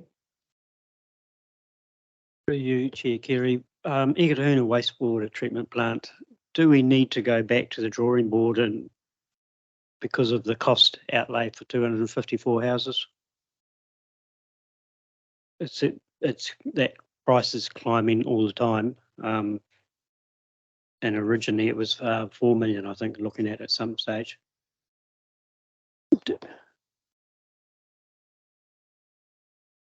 Through your chair, councillor. From my side, we had done for the annual plan, we had 2 million and 4 million put in for this project. So we had indicated at least that it was at least a $6 million plant that went through the last annual plan process. There's currently 2.3 in there for this current financial year. With the projected budget has been indicated there. However, we are investigating this one more, and this will also be used as we're talking about before, the portfolio review as part of our rescheduling and forecasting of the financials for this project. Hamish. I'll just get Scott, Councillor Scott first, then Hamish can finish up. Yeah, thanks, Scott. Thanks, Mr. Chair. I guess I just want to add a comment here, particularly if anyone touch back on our live streaming. This was discussed heavily at our last infrastructure meeting, and the decision that came from the understanding, exactly what Mike was saying, is this will all go to a full workshop. So to Councillor's comment of actually going back, re-looking at everything will go to a workshop, because absolutely agree. I think that we are at the point where we just ought to move ahead with that amount. So rather than relitigating those comments that we made last meeting, I just want to make that really clear that we're having the discussions as a council, and they're important discussions to be had. Thanks, Mr. Chair. I'll just get Hamish to make some comments. Thanks, Hamish. Great, and I think you've sort of covered it already. Just to add to that, our engineers are currently working on those options as we speak. So we're not resting on our laurels and waiting for anything. And the other part of it is that the wetland development project, which is linked but slightly separate, we're going to do what we need to do to sort of come to a logical stopping point and then hold fire, because depending on what happens with that treatment plant, the two may not align. So we're going to hold fire on that too. Thanks. So thanks, Scott, for that. Can't remember that. Thanks, Mike, for that. So transport choices, I think we've completed all the sheets over there. Sorry, sorry, just sorry. Scott and then Mike, sorry. Sorry. Thanks, Chair. Sorry, I do that we did have a discussion about choices before. A very quick comment through you to Mike. Just on the report that's going through, we please just update the budget on it, where we have been notified by NZTA that there's a 10% hit to transport choices, but even if they are approved, which I know is in doubt, if it is approved, it is no longer 2 million, it is 1.8 million. So just for that to be reflected in that budget, please. Through your chair. Yep, absolutely. Thanks, Councillor Scott and Councillor Steve. To you, Chair Kerry, this is a historic one, but I see Waddy in the room here. Through you, Chair Kerry, have we got the sheet on the rebuild of the Paeatua Council Chamber, start to finish and cost? I've never seen it. Has there been one? Yeah. On the project closure, we had the last report that came through. If we want another one, we can try and forward another one out. And look for it. Infrastructure meeting. Yeah. Was it? We'll get a copy of it. And it may have, sorry, Chair, may have gone through to the Community Development Wellbeing Committee. Based that facilities went to that department, so it may have been heard in that committee meeting. Well, if you just managed to find a sheet and email that to councils, that'd be great. Thank you. Let's take it. You'd be great. Okay. Thank you.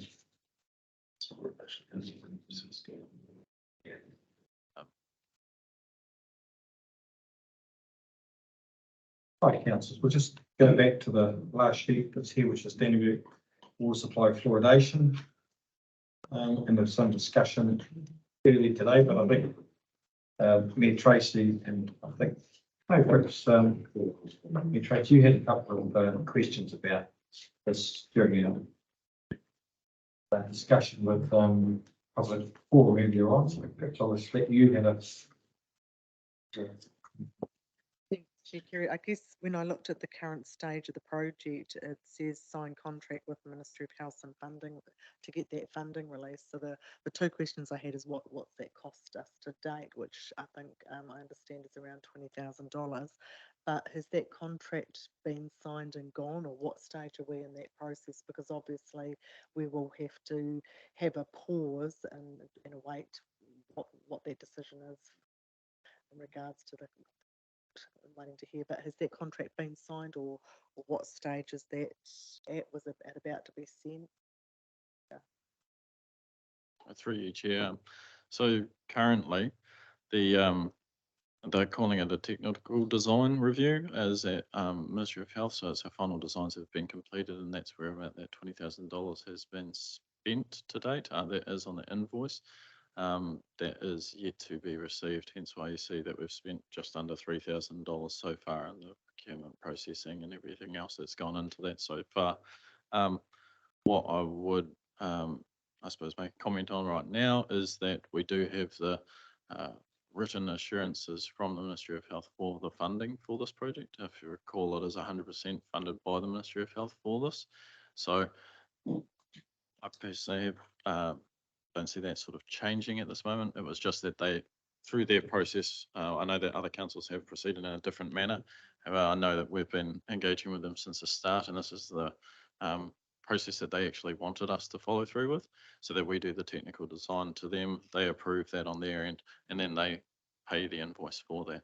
So currently that's as it stands from my understanding. I don't see that changing. So I think we're pretty good on that end. Me, Tracy. Oh, just Mike, just a comment. So the contract, we signed a contract with the Ministry of Health. What we've done is some design work and sent a bill for $3,000. But have we actually formally entered into a contractual arrangement with them, a binding contractual arrangement? You saw?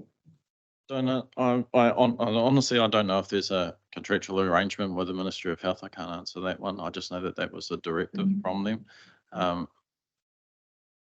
Seeing shakings of heads, so I know that conversation, yeah, sort of is. Brian, and you can bring us up today from your side, Brian.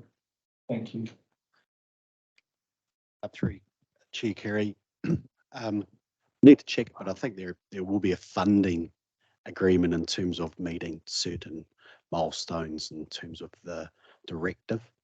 I think the challenge that we've got at the moment is that if the directive is unlawful, then how we proceed would change. So if it does proceed in the presenter, from my perspective, I think was right in terms of it then becomes under the Local Government Act rather than the directive itself.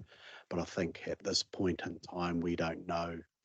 Well, I certainly don't know, and I've asked the MOH to provide us some clarity around their position in terms of that binding, or I guess the ruling, and then that may help us. But I think we're at a time now where it is pausing in a way because we're coming up to Christmas. We're still having MOH review the design. They haven't come back to us around that, and it might be weeks away from that anyway. So in terms of an absolute commitment, I think once it becomes under the local government, if it was to happen under that, it does change our whole process around consultation, etc. But if it comes back as saying, actually, you should have tidied up the Bill of Rights aspect of it, my guess is that they'll just tidy up some of the loose ends anyway, and we'll be cracking on as per usual. But that's the directive we need from MOH and their legal position on it. And it probably is too early for them to say that at this point. They'll have their legal people looking through this as we speak. I'm not too sure of what he meant by the next sort of substantive case. But in the meantime, it will be really understanding the position for councils on whether to proceed or not. And I'd await the advice from MOH. Thanks, Brian. I think my concern, I'm sure some of the councils, I wasn't sure whether we'd gone basically to the next step, whether we'd actually entered the contractual arrangements with other stakeholders, other outside contractors. But we obviously haven't gone past that at this point. So we don't have any obligations to other people other than the Ministry of Health at this stage that we're there. Okay. Yeah, I was just concerned about having ratepayer funds or government funding out there. If we couldn't proceed with a contract, that was a bit up there, but I'm pretty happy where we are. Councillors, are you more? Yeah. I think the timing isn't bad, is it? I think from the point of view of the end of the year and the Ministry of Health, and we've got the High Courts or Supreme Courts asking them to get back together. So we did sleeping dogs lie, perhaps, in the meantime, isn't it? Councillor Peter. Chair Carey, I think we should perhaps go a step further than that and resolve to not do anything further with regard to fluoridation until the matter with the courts has been decided, and make a statement to that effect.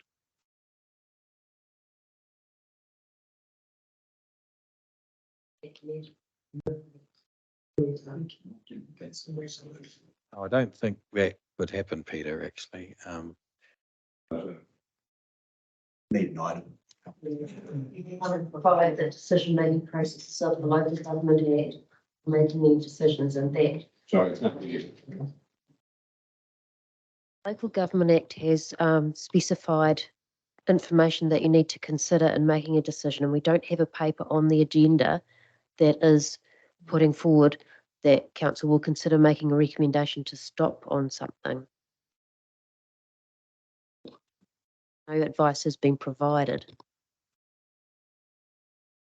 So we as a council can't make a decision unless there's a paper provided on anything.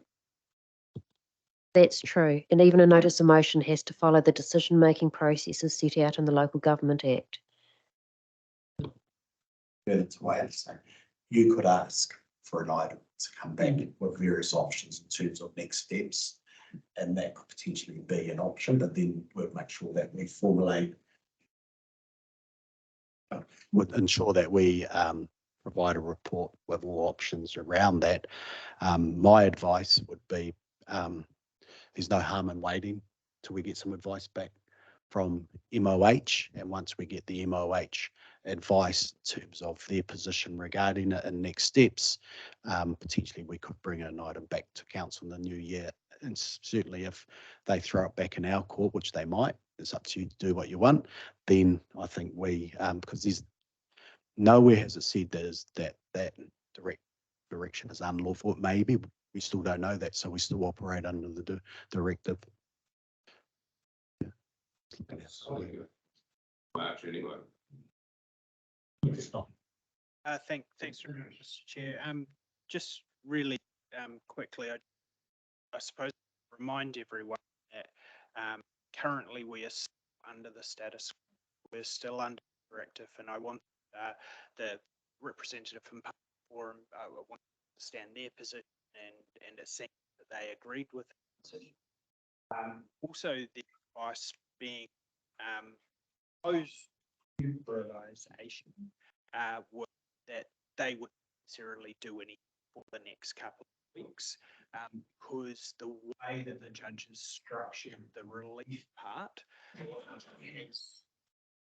will no doubt be resolved within that time frame. Two parties have been able to come up with a resolution. If not, then the judge will likely decide one way or another. I think that we be really careful not to make any decision as of yet. We're actually working. There is a lot of sensitivity around this subject in the community. So I think we need to be really transparent about our process. Through you, Chair, I thank the CE for quickly acting and sending an email through to the Ministry to seek their position. But I think just be transparent with what we see actually what the result is going to be from the court ministry position. Thank you, Scott. Mike. I just want to make a comment on that as well. Just our project manager for this fluoridation project is well aware of these concerns as well as everything else that's been raised. So I'll be passing on some of the information that's been discussed here today to make sure that it's abreast of that as well. However, we are just waiting out on what the Ministry of Health, currently the project for this point of view from us to continue on. Final designs in their court, waiting for them to return something. So now that they've got more to return, I'm sure we'll get more as that comes in, but at this current stage, it is just, I've got to wait out for a second and we got to test and adjust as we move forward. Thanks very much for that, Mike. The council, is everybody happy with Mike's technical projects report? Someone would like to move the recommendation and second. Councillor Ellie and Councillor Scott. All in favour? Aye. Thanks. Gareth. Thanks very much, everybody. So last thing on the agenda is prior to pool light, which is yours again. 175. Hello again. For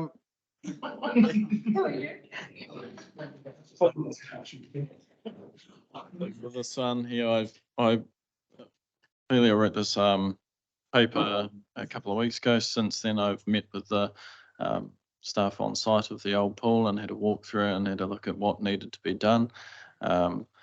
I did put at the bottom of this report, excuse me, I am taking it largely as read, and I'm just going to go over a couple of pieces of where I'm at currently.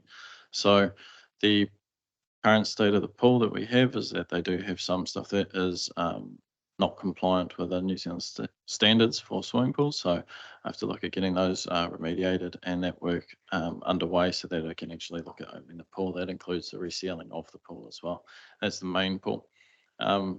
From that, I have indicated in here as well, just that there is a major dependency, for example, on the new pool project as to how that actually looks, and that some sort of thought needs to be put around the length of time that we're actually keeping this pool going, and whether or not the other new pool is actually going to go ahead. So I'm happy to take questions on this project and I suppose the new pool project as well. And for that reason, I've also attached the old MOU and the terms of reference that were also put in there just to bring everybody else up to speed on the project. And Thanks very much, Alex. Councillor Sol, start, Councillor Peter, then Councillor Scott. Mike, has any estimates been made on what it would cost to flick a mastic heavy paint or mastic finish on the pool, on the floor or where the cracks are, as a temporary measure that might last 2 or 3 years? I'm currently not tracking a quote for that kind of work. I know that they have investigated it.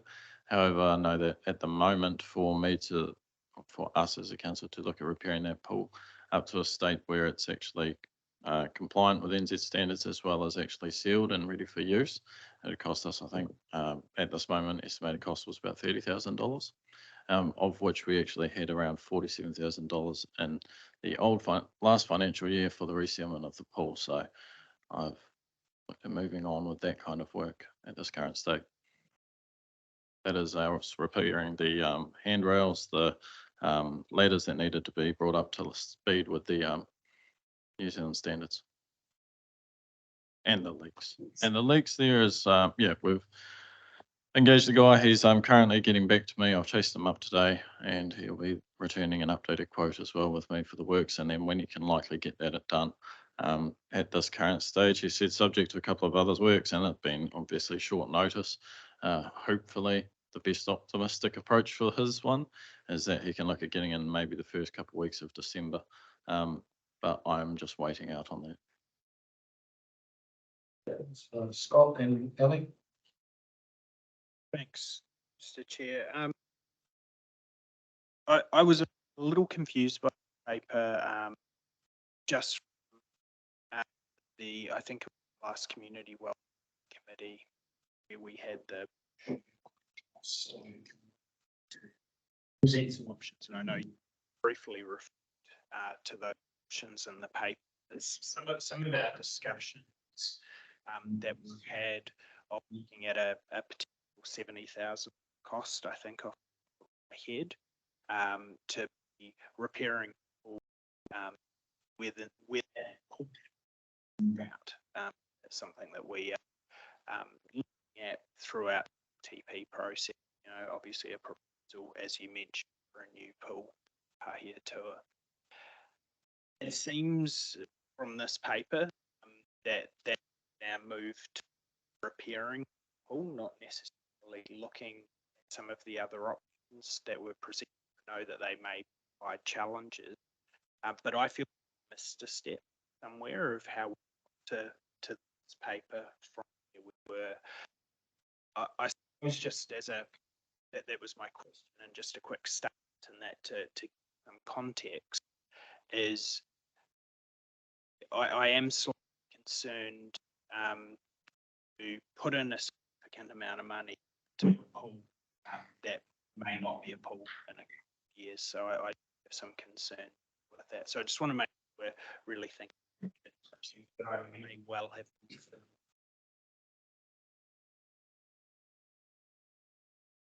Councillor first before time. Thank you, Chair Kerry.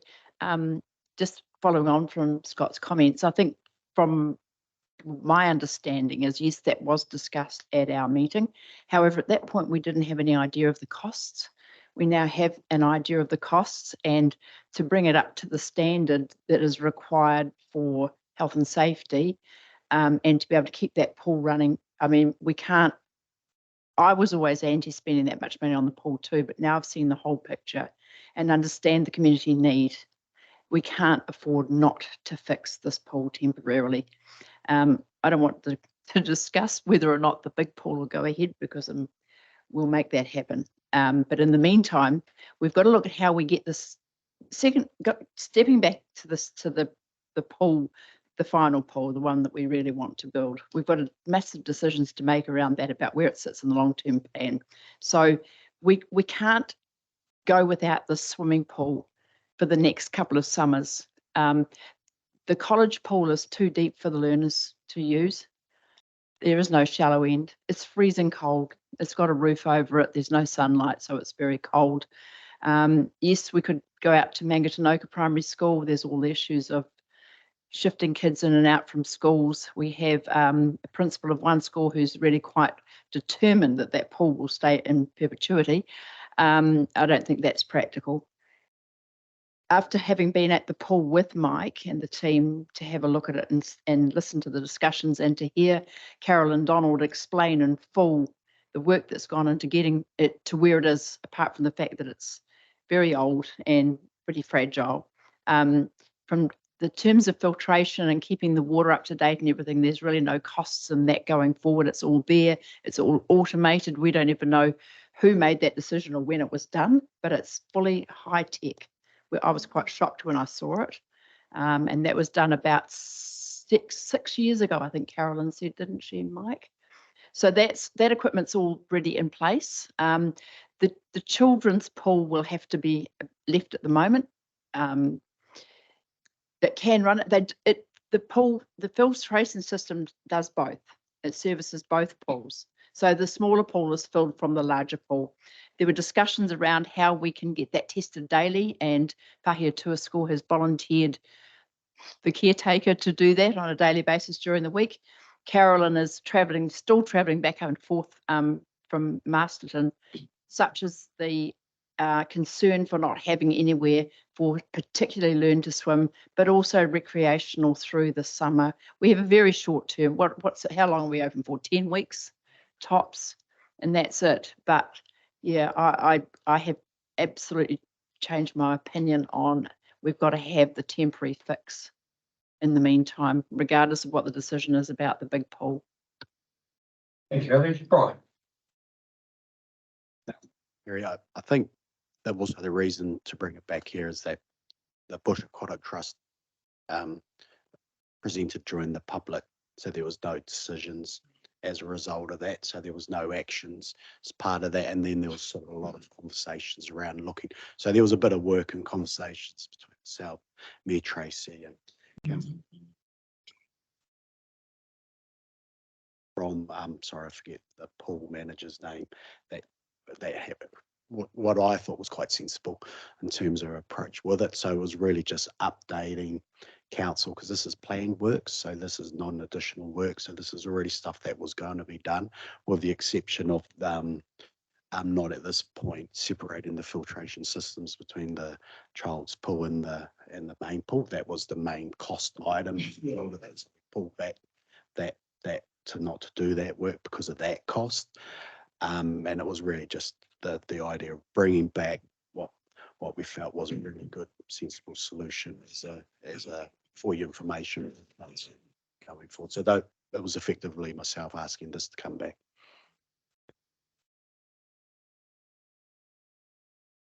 Thanks.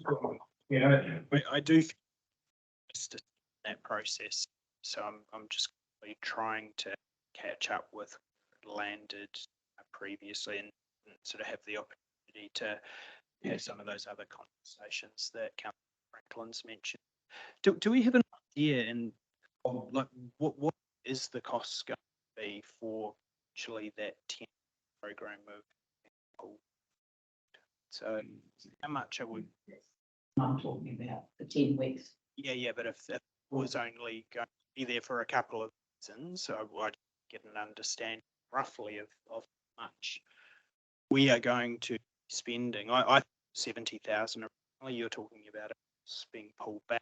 What's the repair be costing to the pool date that it needs?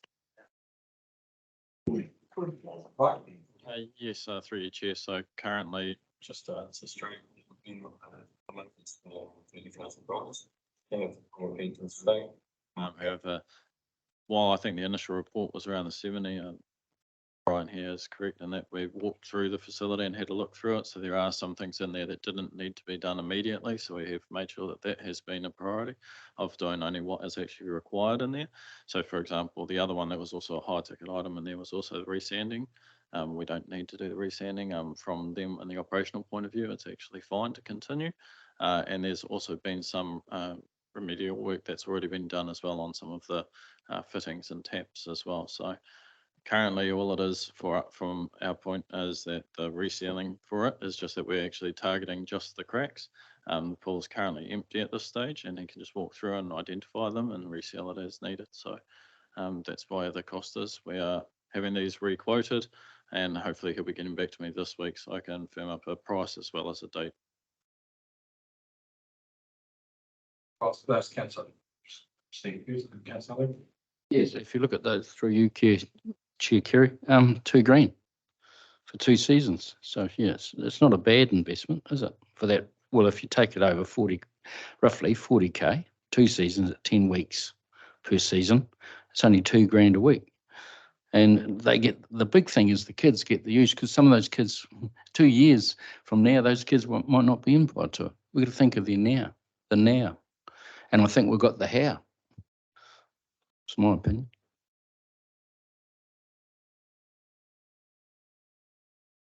Now, this project's pretty get old.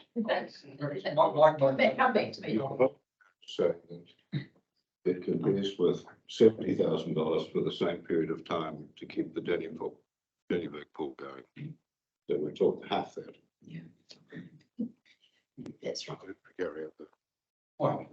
Sorry, the other thing was too, sorry, Mike, the other thing was too, that the operational costs for that season are already in the budget, so there's no change there. And the pool resealing budget was already also in the last year's budget and will be put forward as a carry forward request. And then the other one that I just wanted to put in there is that while maybe 2 years on the current considerations around the table at this moment, it's also that we've got another year of, we can extend out the consent for the new pool project out a year. And even then we've still got to go through a procurement process, tender for somebody to actually construct the pool. And then we've got to start construction. So it could actually be more than 2 years. It could be like 3, 4, 5 years down the track for the actual construction. That's, and I only put out 3 to 5 years right now, just because, I mean, we've also had delays with our construction seasons already, with a lot of the weather events that have occurred. So.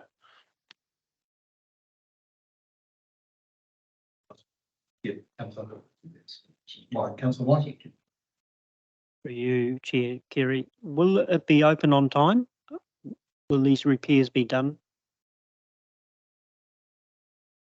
As soon as I can firm up the date and the cost for our contractor to come in and actually install these updates, I won't have an answer for you to that. So I think that there might be some slight delay that it will be opened in the new year rather than sort of before Christmas, which it usually, so there might be a week or so later. I think that was coming from the current pool manager. Just a question, the new pool is not in the same location as, so this will be running all the time. So yeah, it's an advantage, isn't it? Yeah, cool.